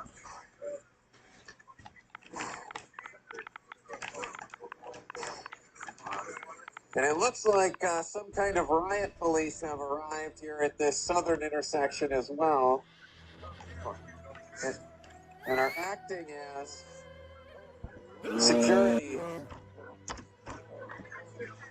Or rather, again, interposing themselves in between the protesters and the immigration agents.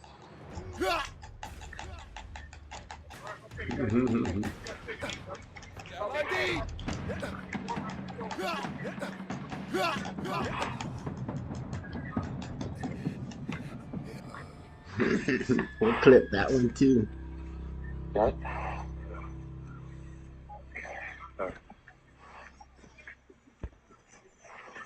We're moving back down there just to get a little bit of a closer look at these authorities who have moved between the agents and protesters.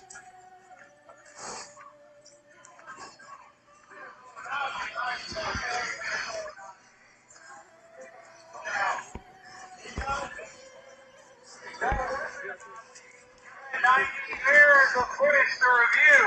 You picked the wrong side, boys. You did the assignment wrong. These are here are some of the remnants, the tear gas canisters, flashbang munitions that went off here. These authorities here in the riot gear are actually U.S. Customs and Border Protection. So not local authorities at all. This is federal authorities still.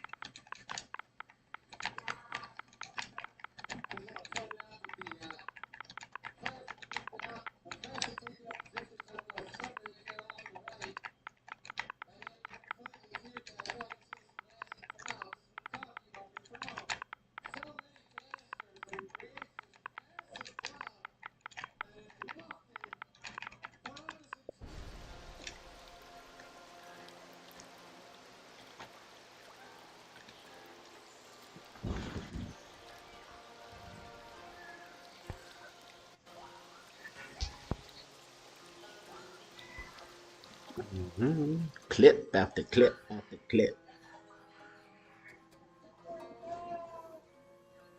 Gonna be famous. I'm Justin from the other night. I gotta check these now. Hold on.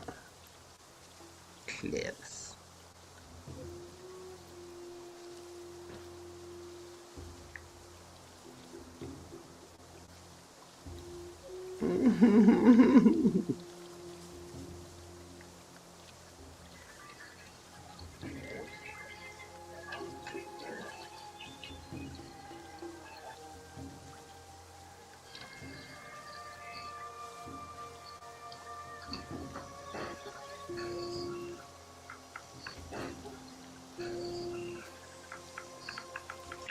So between the protesters and the immigration agent.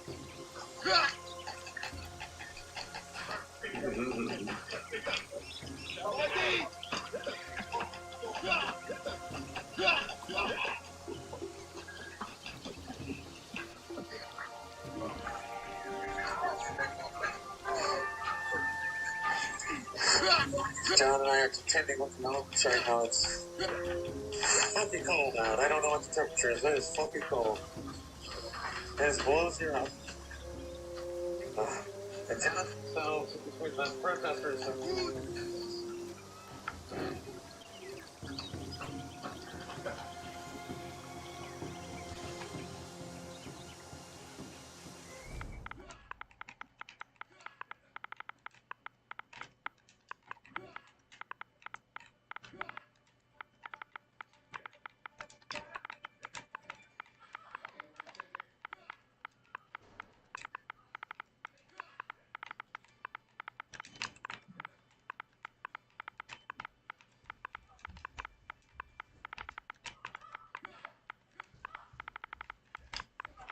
Hey girl, what you doing now? I'm ready to chill.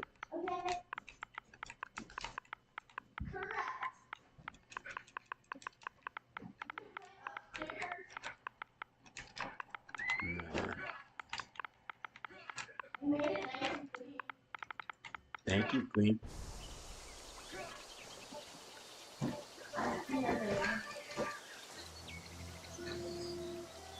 so the protesters. Yeah. Good